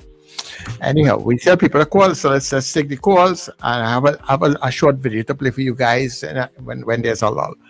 Caller, good morning. Good morning, gentlemen. Mr. Wagobasi, you see that last part I spoke there about the pageant? It just proves why these things should be done away with. Because if you're saying that somebody has a passport that would be too expensive to have that person travel on your behalf as an ambassador, it means that your organization is weak and more or less irrelevant. But if you have people from all these contestants from all these countries, should you put out a proviso to the countries who participate that your passport must be able to be travel friendly? Makes no sense. You understand what I'm saying? Yep. Makes no sense at all. And I agree with the stance taken by Ms. Cote d'Ivoire, very principled, and you know what I mean, she was very popular when you watch the show and so on. You know what I mean? When the chants came up and so on, there's a video of the people chanting her name repeatedly when the results were announced. Going back to the story on General Kane coming to the region, I think he's coming for two principal reasons. The first one is to reassure the Prime Minister and give her the regards of the Commander-in-Chief and the Secretary of State. We have stance in supporting the actions of the United States. And the other one is to just get to bolster the commanders in the region who are here with the assets that they have, the support of the administration and his support. And I think that the final thing is to reassure the Prime Minister that she and her government will be safe from any incursion. When I say she and her government, the government is herself and the Attorney General.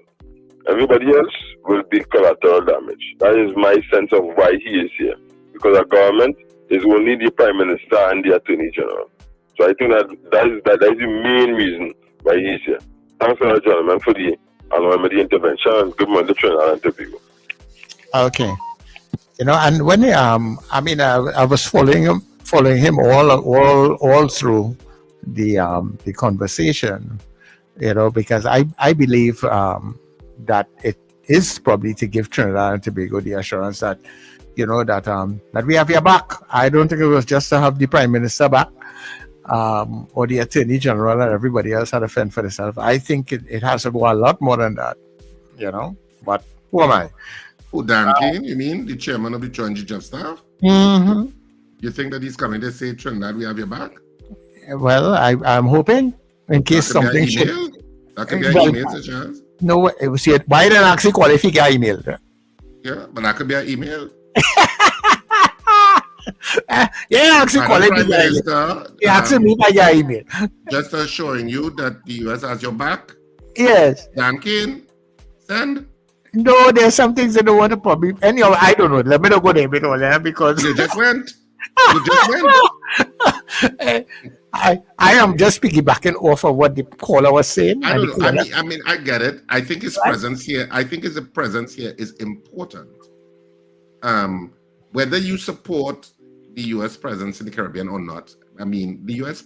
is here in the Southern Caribbean, and as I said, for some Caribbean people, they don't mind that the U.S. is present in the Southern Caribbean because of all of now. The Gulf of Paria was a pirate's heaven at one point. There was a lot of lawlessness going on in the Gulf of Paria. I am assuming all of that has ceased with the presence of U.S. military in the area. So, for some people, there is a lot of good in the U.S. being in the area. Whatever side of the fence you're on the issue. But just looking at it objectively, if the chairman of the Joint Chiefs of Staff, which is the highest military advisor to the president and to the Secretary of Defense and to the National Security Council, is here, it's a significant development. It is. It means that he's here he wouldn't casually visit for no reason. So I don't know. I mean, we're going to all be speculating, depending on where this goes with Venezuela and how much the U.S. intends to ramp up the pressure. I think they're allowing for a certain amount of diplomacy in terms of talking with the Maduro regime to try to come to some sort of peaceful resolution to the issue. But if it was not to go that way, I don't know where we sit. No, well, we are clear where we sit. We are supporting the U.S. in this, in terms of the government support of the U.S. So it's clear where we sit. But I don't know if the Joint Chiefs of Staff, the Chairman of Joint Chiefs of Staff being here is to persuade, maybe, I'm just speculating, that Trinidad be a base from which they can enact, and he wanted to make that representation himself, because the Prime Minister had said prior very clearly that Trinidad and Tobago would not be used as a base for any U.S. Purported U.S. attack, or potential U.S. attack is the better word, against Venezuela. And I mean, to be fair to the Prime Minister, she only said that Trinidad and Tobago would be used as a base if Venezuela was to attack Guyana. That's what she said. Right. But she said it would not authorize it otherwise. So I don't know if it could be that. I mean, we'd all be speculating at this point as the issue develops, and it's it's a moving target in terms of where things go. All right, okay. Hold right there. Let's take a call. Caller, good morning. Hi, morning, gentlemen. Richard. Morning, caller. Morning. Watching on the news last night, in terms of the 10% for PSA, they haven't gotten an offer yet. The negotiations haven't started as yet. And whenever it starts, there is a process that they have to go through. And when this process is completed, according to former PSA President Clyde Weatherhead, he was on air last night, and he was saying that will be a sort of a physical impossibility because no allowance was made for it in the budget. And that would make it difficult for them to get any kind of money before Christmas. Okay, thanks very much, caller. Well, it's a valid point, even though I don't think that is an insurmountable problem.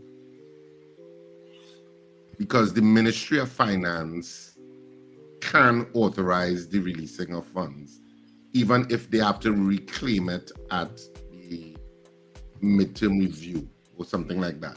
There's always funds available, or remember, you would also have a certain amount of anyway, it's not my business, but or move around stuff. Yeah, they can move around stuff, yes, depending on what it is. Or you can approach and say you could approach for a special, leave to. You could go to Parliament to get that additional funding specifically for that. Yeah. There are various ways they could do it. I think if they wanted it to get done. And there's always a even though mid-year it's budget. a valid. Sorry, Sir Charles, what? And there's also the mid-year budget that they always go back for more money. But the midterm review. The midterm review is around March, April. Yeah. But so you could claim it in move around some stuff, pay people, and go back for more money. You can get it back at that point. Yeah. But there are ways you could do it. But it's still a valid point that it is not in the budget. So that's a procedural hurdle to cross somehow. But I don't think it's an insurmountable hurdle, in my opinion. Yeah, especially if they make a promise and they want to keep it. Yeah. And hello, good morning. No, that's a lot now to pay all of those terms and conditions. Because remember, when you say 10% for PSA workers, it's a whole category of workers you're talking about.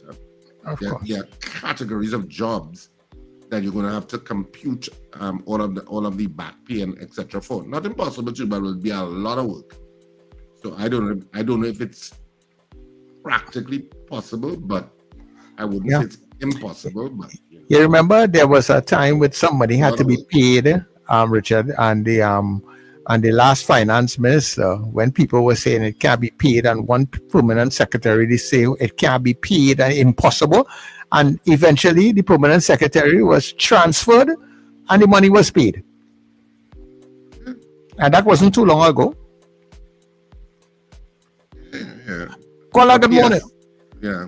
So Good morning, Charles, caller. good morning. Morning, And good morning, Dabney. Good morning. Wherever you are, good morning, if you're listening. So the guy who spoke first, right? That's not my point I want to go. I just want to throw some shade for him. He said, well, that's why you had to get rid of Queen shows. And I kind of like Queen shows, always Miss Universe and Miss World. But you look at everything, he can tell you all the things in detail. Not just joking, So you like to watch the Queen shows, but you have a lot of information. But then they say, it's time to get rid of it. But that is all right. Hear this now. The question for the question this morning. if anybody in their right mind, any right thinking person, bar political allegiance or whatever party, listen or read that information that was so-called information I was supposed to send to the embassy for US, right, from Mr. Roger Alexander. If anybody in their right mind really reads this thing properly, it had to be real crap, because it sounds as though you telling somebody in another country who issues the visa to take back, to revoke someone else's visa because you don't like what they are saying in your country. And your own people, your nationals, not a U.S. national alone, you're a dual citizen. So anybody in the right mind would agree to this? I don't think so. So if people who say yes, what's the reason? American laws are quite different from ours. That's trivial thing to them. Because I look at a lot of international news and the comments, oh gosh, well, I know what else their own rights. And nobody talk about taking them before the courts or doing something to them. Only our small little, I have to say like the small little third world country would talk things like that. So because you don't like what's on social media, you must get rid of it. So Charles and Richard, just now, you will tell us to sing only Kumbaya songs and get it treble and sing like we always in church. Because the social media good and bad as everything else. So it's sometimes you learn things from social media. Well, it's not a ban on social media, So when one man don't like something, you want to get rid of it because one or two people do something, everybody must pay. I find it as real stupidness. And I know for sure, I could say that ain't reaching nowhere. Because after the TV6 poll last night, 95% ain't talking that, They say, let's take that and wrap it up like where Richard is show things. You all have a good morning. Yeah, okay. 95% of them not in the 41, But I suppose some people will see it as the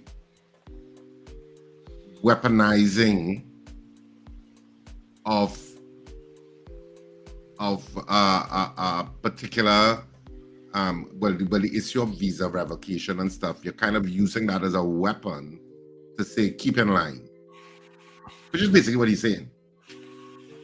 Keep in line. Don't say anything that's harmful. Don't say anything that we construe as misinformation, because that's the thing with freedom of speech, and which is why it fuels so much litigation, especially in the United States, where they have been fiercely protective of freedom of speech and that amendment. Trinidad less so. Trinidad and Tobago less so, even though it's part of our constitution. But certainly you have to go to the American law, where you would see lots of cases on that issue. It's a fine line. Right to say. It's fiercely protected, and anytime you have somebody adjudicating that I don't like what you said because I think what you said is misinformation or what you said is harmful, you're going down a rocky road, because what you may construe as harmful, Sir Charles, I may not. That is true. So it becomes a subjective thing, which is why freedom of speech gives freedom to people like the Ku Klux Klan to say what they say, but also gives freedom to people to rebut the Ku Klux Klan and call them what they think they are. And because it has never prevented people saying hateful things, where the law steps in is where it becomes criminal. It becomes a hate crime and stuff like that. So how absolute is freedom of speech? I think that's really the issue. How absolute is it?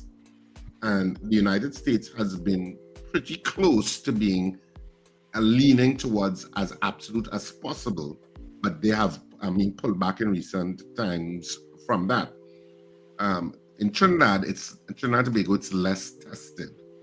Even though we do say a lot of stuff here, and we do have a pretty liberal democracy in the sense of people expressing their opinions. So it's a controversial issue. Do you, in the sense of should it be fettered for whatever reason, and that's why it would have raised certain eyebrows. All right, hold one minute there, Richard. Caller, caller, come talk to us. Hello, good morning. Good morning. I am traumatized about that maxi taxi driver thing that happened on the bus shoot. You're traumatized.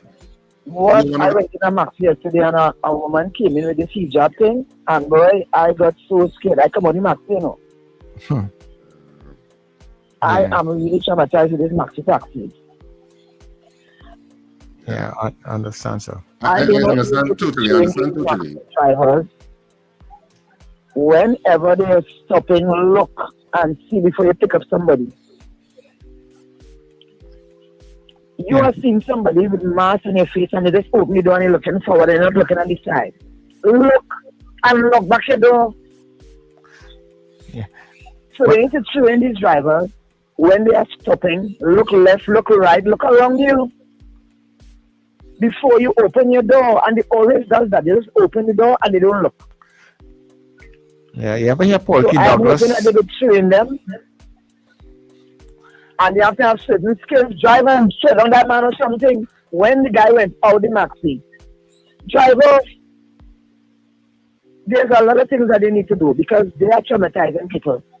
I have to go into town. I don't think I'm going to know maxi again because I was so traumatized when I went in yesterday. I didn't even know I was traumatized, you know.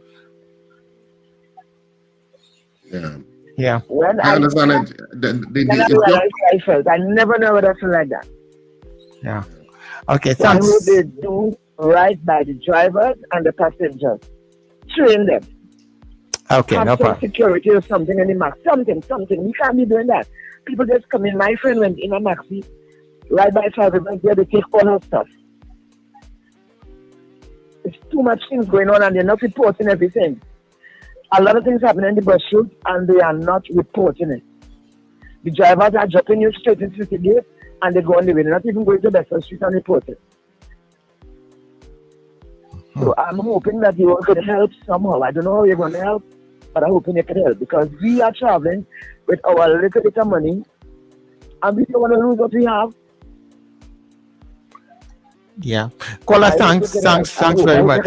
Somehow. Yeah, thanks very much. Now, we spoke with the maxi taxi head last week, right, Richard? It's the night, yeah. Yeah, and he said that there are some things that they are putting in place. I don't know if those things will work, but there's also that whole thing of stigmatization that has now gone across. Because I saw a gentleman who on social media who is clearly probably a Muslim also, and he was saying to that individual, we don't do these kinds of things because you're bringing unnecessary pressure on the faith. You know, and as that lady just said, now she is fearful anytime she sees somebody in a hijab comes into the maxi. Now, they are legitimate people. How do you not pick up these individuals right now? Do you say that we are not picking up those individuals? I don't think they can do that. So we really going down a particular road here right now. I don't know what is the way back from it, but I could understand the lady's fear because, as I said, I travel in maxi, so I could understand what is your fear, my dear. Caller, good morning. Good morning, guys. Morning. Yeah, considering maxi, I stopped traveling it a while ago because I had a terrible experience with it, and since that, I say no more maxi. For me, not even the taxi too, eh? Like, I mean, going far places. I live Marval, I would take a taxi who I know because it's really, really fearful now, you know, to be traveling public transport. And sometimes you will see police around because my taxi stand will be Duke Street, right? And most of the time now, you will see police around here. Even to stand up on my taxi stand is a danger, you know. My taxi stand to stand up there is a danger because sometimes I stand up there. On 2 occasions, I just see guys pass, hit the driver, slap whatever the driver have to take it. Another day, I stand up there and this guy, all of a sudden I feel like somebody falling back on me. When I realize what's taking place in front of me, is so a guy pass and pull a chain from an older man neck, and the man tried to kind of fumble and almost falling back on me. So this public transportation is really, really scary now, and what we see that took place there in the Maxi with these, it's really, really heartbreaking. I really hope that something could really be done about it, because we're just living in fear and anxiety now with everything else taking place around us, Yeah, so that's my 2 cents on that. Okay, have a good day, guys. Yeah, thanks very much, Kola. It's a really frustrating thing because now at this particular junction, Christmas, you may have a little extra $2. You're going to get something. Look at the kind of frustration there. You have to face to travel with it. It's hard. It's nerve-wracking. Mr. Patrick. Yes, sir. Morning again. On your pole, right? On your pole with the visa. That don't make sense. Visa. Visa, whatever. Not visa, it's visa. All right, well, I always have a problem with that. Visa. It's visa, right? Thank you. Let's say visa and move on. All right, so visa, right. With the influx of AI, artificial intelligence, doing things, well, like they have to take away the visa from artificial intelligence. Because you could write things and do things without human intervention. Yeah, but you have to post it. Yes, so what you can do? Well, when you post it, they have ways to track you. Remember, artificial intelligence, Mr. Patrick, is answering from a prompt that you give it. So you are still the motivator of whatever the results or output from AI is. It comes from your system. Say what? Yeah. It comes from your system then. Well, and you were the one who would have prompted the AI to give whatever statement. It wouldn't just come up with it by itself. You are still the prompter to say, well, craft this or do this. You have to do that. Yeah, it's not an independent, sentient being just acting on its own will. At least not yet. So Mr. Alexander now wants anybody who posts something that is not factual or whatever. Misinformation. Not factual. You see, you could give information and it's not you giving that wrong information. You didn't get enough knowledge about the situation. Well, check what you're putting out before you put it out. It always will have misinformation. Yeah, but what I'm saying is that you are, as a person, if it come to you and you just take it and post it and you will get in trouble without checking it to see if it's good or not. Well, that's why freedom of speech exists. So that even if it's misinformation, the responsibility of the person reading it is to verify themselves too, especially in an era of social media. Because I see but because you are right, Mr. Patrick, I see people sharing all sorts of stuff sometimes. And I'm like, why is this kind of weird? And they're sharing it as if it's true. And I'm talking about they didn't write it, they're just sharing it. And people are commenting on it. And I sometimes say, this is kind of unbelievable to me. And I verify for myself and see that this is fake news. And this is generated from a site that is giving misinformation or whatever. And I say, oh, but this is not real. But I just do my own checking. But you have that, once you have social media and human beings interacting and giving information, you're going to have that problem. Yeah. All right, thanks very much, Mr. Patrick. Ms. Sampson, you're there with us. Good morning, Chelsea. Good morning. Morning, Ms. Sampson. We're all speaking about where they getting money to pay people. You all forget Miss Kabbalah get Ms. Sampson. $94 million from China and 35 from Sudan. So she could pay the people some money. Million, you say, no, I didn't say 1,000. Million, 94 plus 35. She could pass out some money. The government must know how to do their business, eh? Yeah, but Ms. Sampson, the Prime Minister didn't get that money personally. The country of Trinidad and Tobago got that. Yeah, but is she there to spend it? I didn't get government. The state will spend it. Yeah, the state will spend it, Ms. Sampson. It's the state funds. Ms. Sampson, I have a video to play, but I never get a chance to play today. I'll play tomorrow. I was supposed to play today, but Richard talked so much. Anyhow, all right, okay. I talk so much? I know you're here. Yes, I didn't get a chance to play the video or to play my sounds. I will try and probably do it tomorrow. Yeah. Good morning to you, sir. Hello, morning. Morning, Rockaway. Morning. With respect to Mr. Alexander and the statement he made, no, this is my belief, this is my opinion, my opinion. He was not bound to make that statement. He was not bound to tell anybody that he was telling America that. He, because of his connection, because of his position, he could have gone behind the scenes and say, listen, anybody you catch doing so and so, take the visa. Okay? He wasn't bound to say a single word, and everybody knows that. He could work behind the scenes. So what I think he's really doing is warning people. He's warning you, don't do so and so. If you do so and so, you could get in trouble, like what happened to Mr. Abood.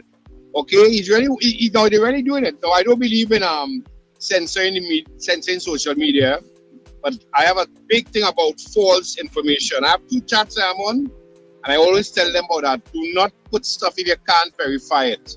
But then that seems they can stop that. No, anymore. You can't stop that. It's going to happen. Yes, okay, it is going to happen. Yeah. I think, and then there's a thin line between sedition and freedom of speech. There's a line between sedition and freedom of speech. 3 men threatened Dr. Rowley and they were all arrested. These 2 ladies made certain statements and they were arrested. Sedition and freedom of speech are 2 different things completely. Freedom of speech is to say certain things. Sedition is not to say certain things. And those 2 men made that mistake. Now, with the gentleman who said that the Joint Chiefs of Staff chairman coming here to tell the Prime Minister and the Attorney General that they are safe, you only have their backs and everybody is collateral damage. That is like me coming and telling you that last night I saw the cow jump over the moon.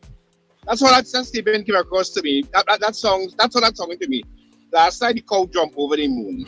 All right, gentlemen, have a beautiful day, everyone. Okay, no problem. Thanks very much, Rockaway. Caller, good morning to you. Well, sedition, just to clarify, giving a threat of bodily harm to a public official is not sedition. That is a criminal offense of a threat or harassment or whatever it comes under in the criminal law. Sedition really goes to wanting to like overthrow a government. Overthrow government. Bring down the government. Rebellion and saying statements along that line. There is an argument that sedition should not even be on the law books because it's contrary to freedom of speech. But it's an arguable line, but that's how some people see it. Okay. But there's a difference between like what Amory Brown would have suffered, or if somebody makes a threat against the Prime Minister, it may not be equivalent to actually sedition, but it may be harmful, for which you may be held accountable. Okay. Caller, good morning. Good morning. Morning to you, caller. Hello, good morning. Yes, we are hearing you. Go ahead. Good morning. Oh, okay, great. Well, this is the first time I'm calling. I just want to mention something about the Minister of Homeland Security. I think in making comments like that, they're supposed to have a press conference because that is an international situation that you're speaking about, and that affecting a multitude of citizens of Trinidad and Tobago.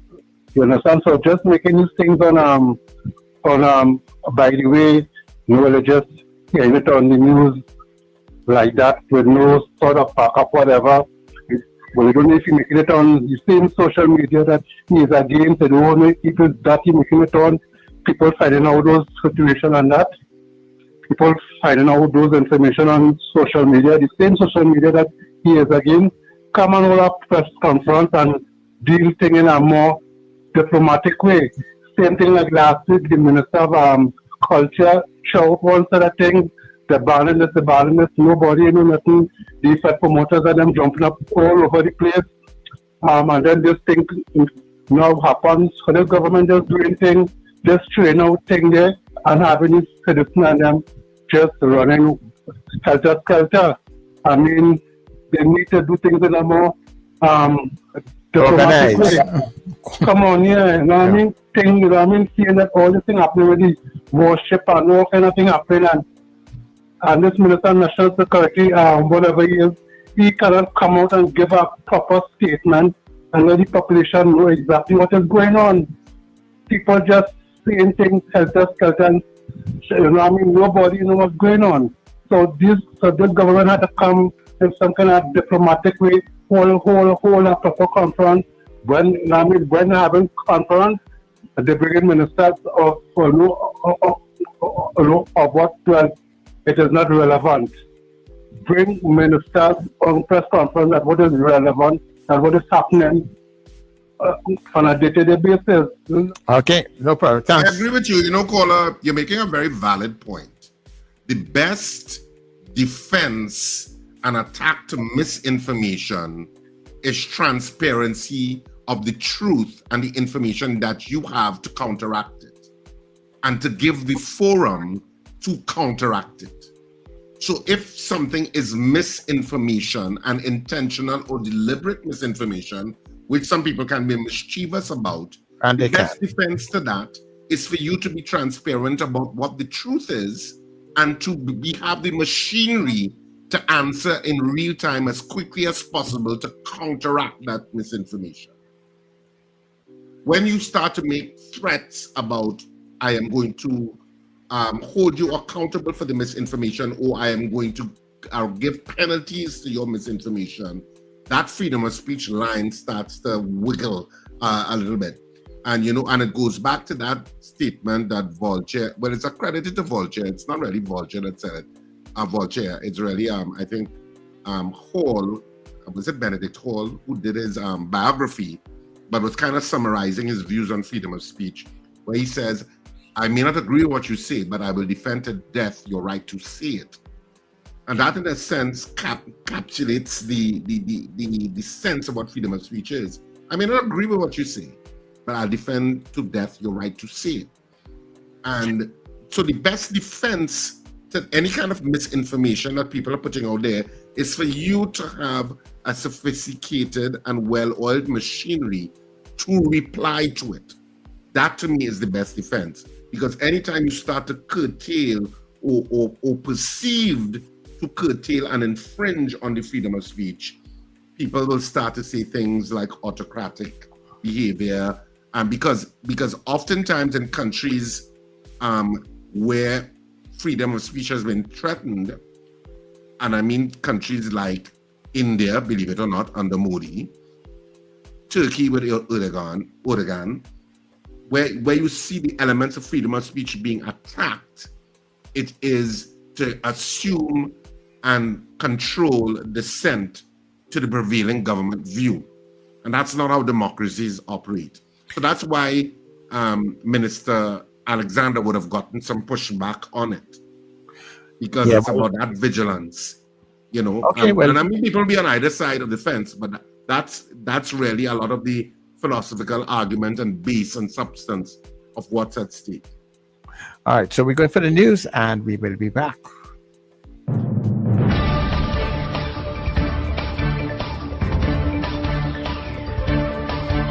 The news you need, the clarity you deserve. Local, regional, global. This is NETT Radio News Now. This is News Now on New Era TT Radio and Gael Caribbean TV. I'm Derek. Good day. Police are investigating what they believe is a murder-suicide following the deaths of 36-year-old counselor Ramona Tennille Victor and her partner, 45-year-old Rodney Ransomer. Their bodies were found on Sunday at their home along Quinham Branch Road, Coro Road, after a family member checked in around 3:30 p.m.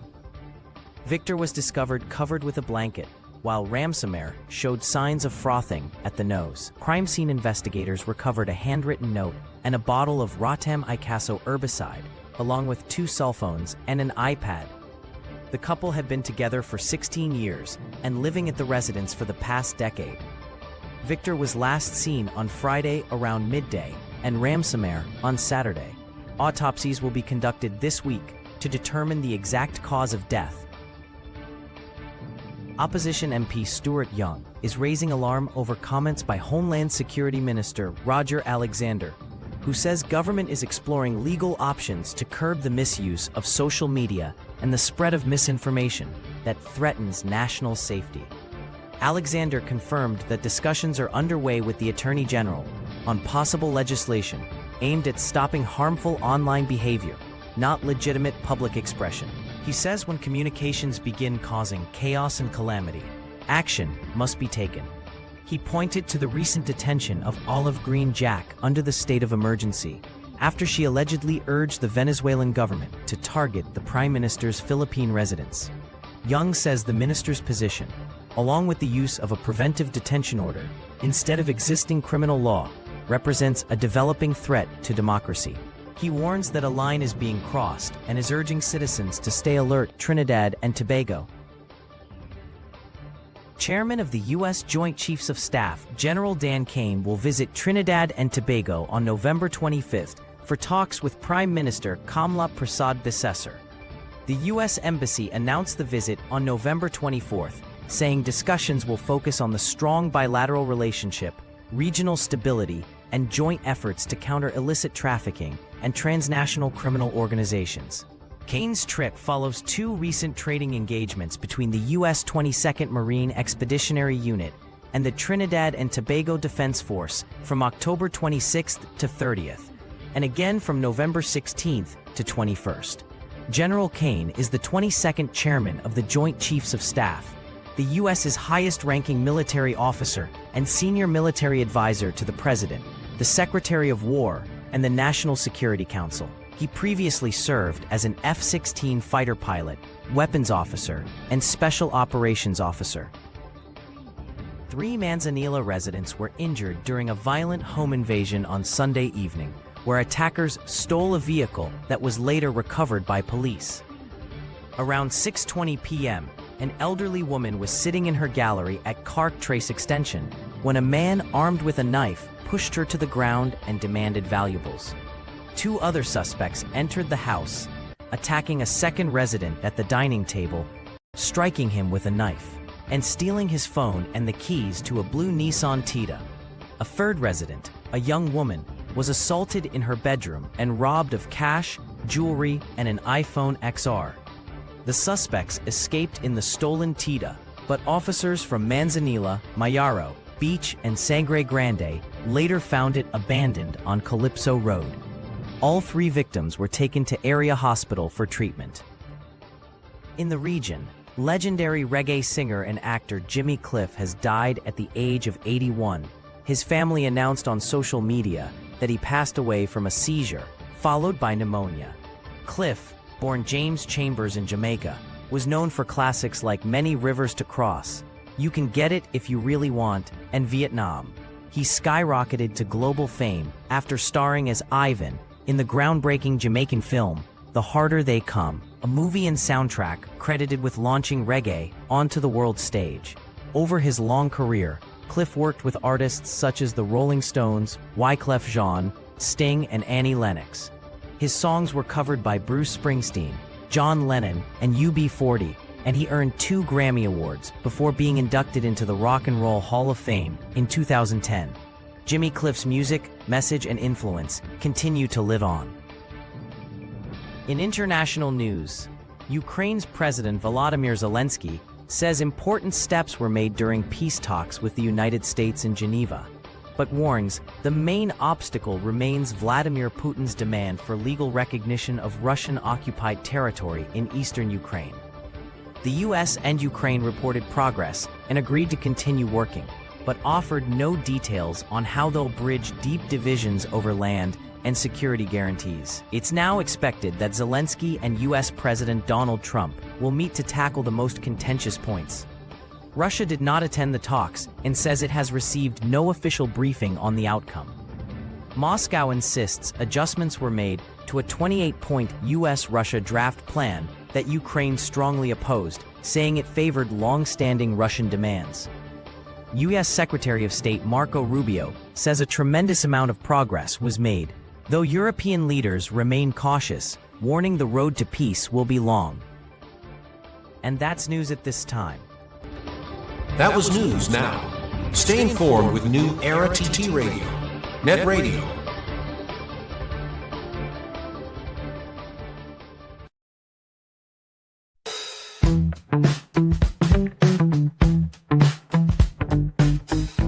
S&H Rumbox, 137 Western Main Road, St. James, for all your retail and wholesale needs for alcohol and non-alcoholic beverages. Call us at 686-0599 or visit us at 137 Western Main Road, St. James. S&H Rumbox, drinking out of the box. There's no Christmas like Christmas on New Era TT Radio.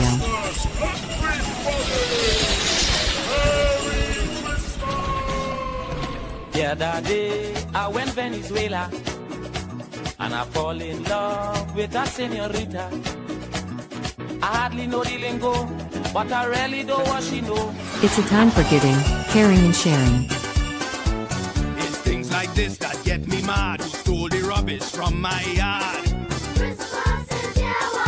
A time for loving and remembering what really matters most.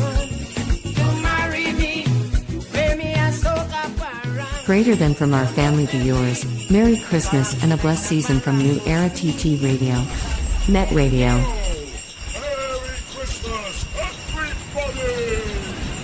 Charmflair Auto Services Limited, your one-stop auto repair shop, located at number 1 Industrial Lane, Charmflair, right opposite the brewery on the Eastern Main Road. Yes, we do it all. Repairs to all makes and models, from your everyday sedan to SUVs, light trucks, pickups, and panel vans. We're also the sole distributors of Davanti tires, certified VTS inspection station, plus a wide range of services: oil change, front end and suspension repairs, tune-ups, tire alignment, batteries, electrical work, radiator and cooling system, AC repairs, and accessories galore.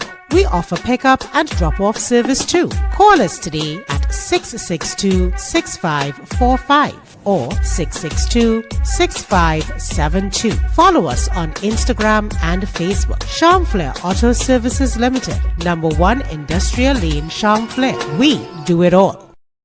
Ho, ho, ho! This Christmas, small businesses, this one's just for you. Get your brand, your product, your business in front of thousands every single day on New Era TT Radio, NETT Radio, and Gael Caribbean TV. And here's the gift you've been waiting for. Radio and television advertising has never been more affordable anywhere else. We are talking unbelievable real rates. Prices no one else can offer you for primetime slots that put your business right where your customers are watching and listening. So call us today at 299-5156 and turn your Christmas into real results and real profits with affordable advertising, so you too can say Merry Christmas.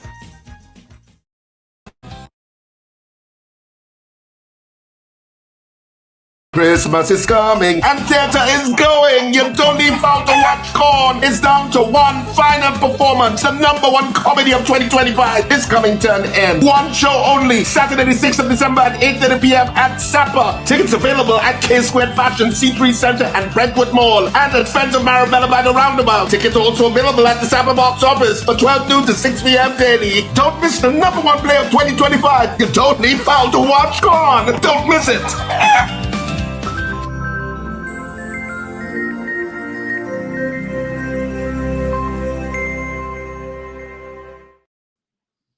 Of course, we're back, and of course, we're in the final minutes of the breakfast show this morning.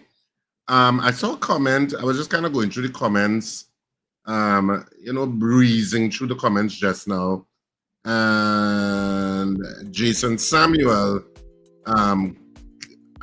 said, I disapprove of what you say, but I will defend your right, to defend to death your right to say it.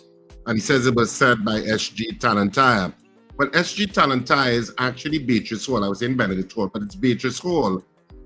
She wrote under the pseudonym Stephen G. Talentire, but her name was Beatrice Hall. And she was actually summarizing Voltaire's, because she was famous for doing the biography on Voltaire. And she was doing a summary of Voltaire's position on freedom of speech when she wrote that quote. So it's actually the same person. Huh? Voltaire's? Voltaire. Voltaire. Oh. Yeah, Voltaire. So she was actually doing his biography and she was summarizing Voltaire's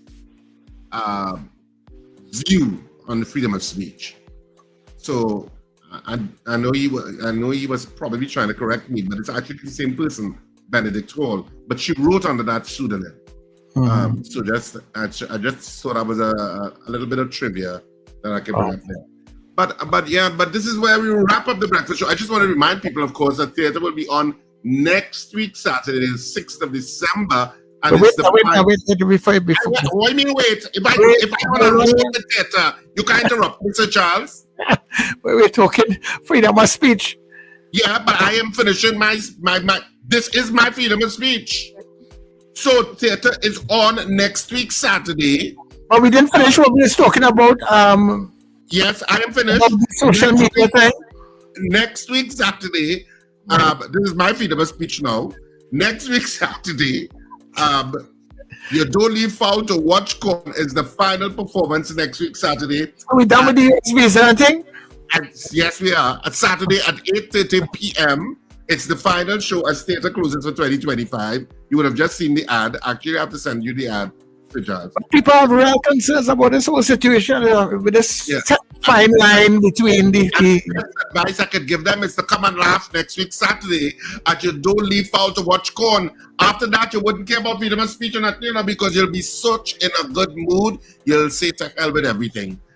And anyway, it's our last show and tickets are available now at K-Squared Fashion, C3 Center and Brentwood Mall, as well as Friends of Marabella by the Roundabout. The box office at Sapa opens from Monday, the 1st of December, 2025. You can also purchase tickets online at RSRR Productions Theatre on social media, Instagram, TikTok, or Facebook, and you can see the information about how to purchase your tickets online. Get your tickets early. It's our last show, and this is by far the #1 comedy of 2025. I mean, you can just look at the comments and you will just see endless comments of people saying, best production ever. Now you have something to say, Sir Charles? You can well market to that. I love you for that. Anyhow, Miss Sampson, I didn't get a chance to play a video today. Richard talked about the whole show. But tomorrow I'll try and see if I can get it.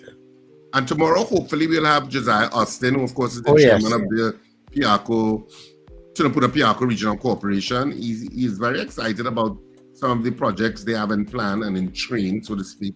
So hopefully he's feeling better. He will communicate with me today at some point to indicate or confirm that he'll be on the show tomorrow.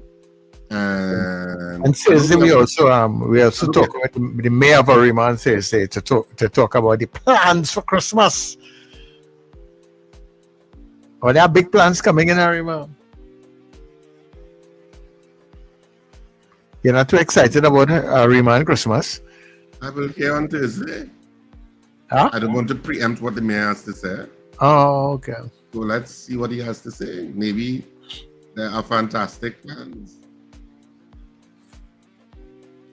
All right, okay, cool. So that's it then. I will deal with the my other concern tomorrow when we get back in, because I'm sure we still will be talking this thing about freedom. I don't think any radio show or any television broadcast anywhere on the planet has ever ended the broadcast by saying, well, That is it then. Oh, I think you just made broadcast history, St. Charles. yeah. But yes, that is it then, people. That is it then. Yes.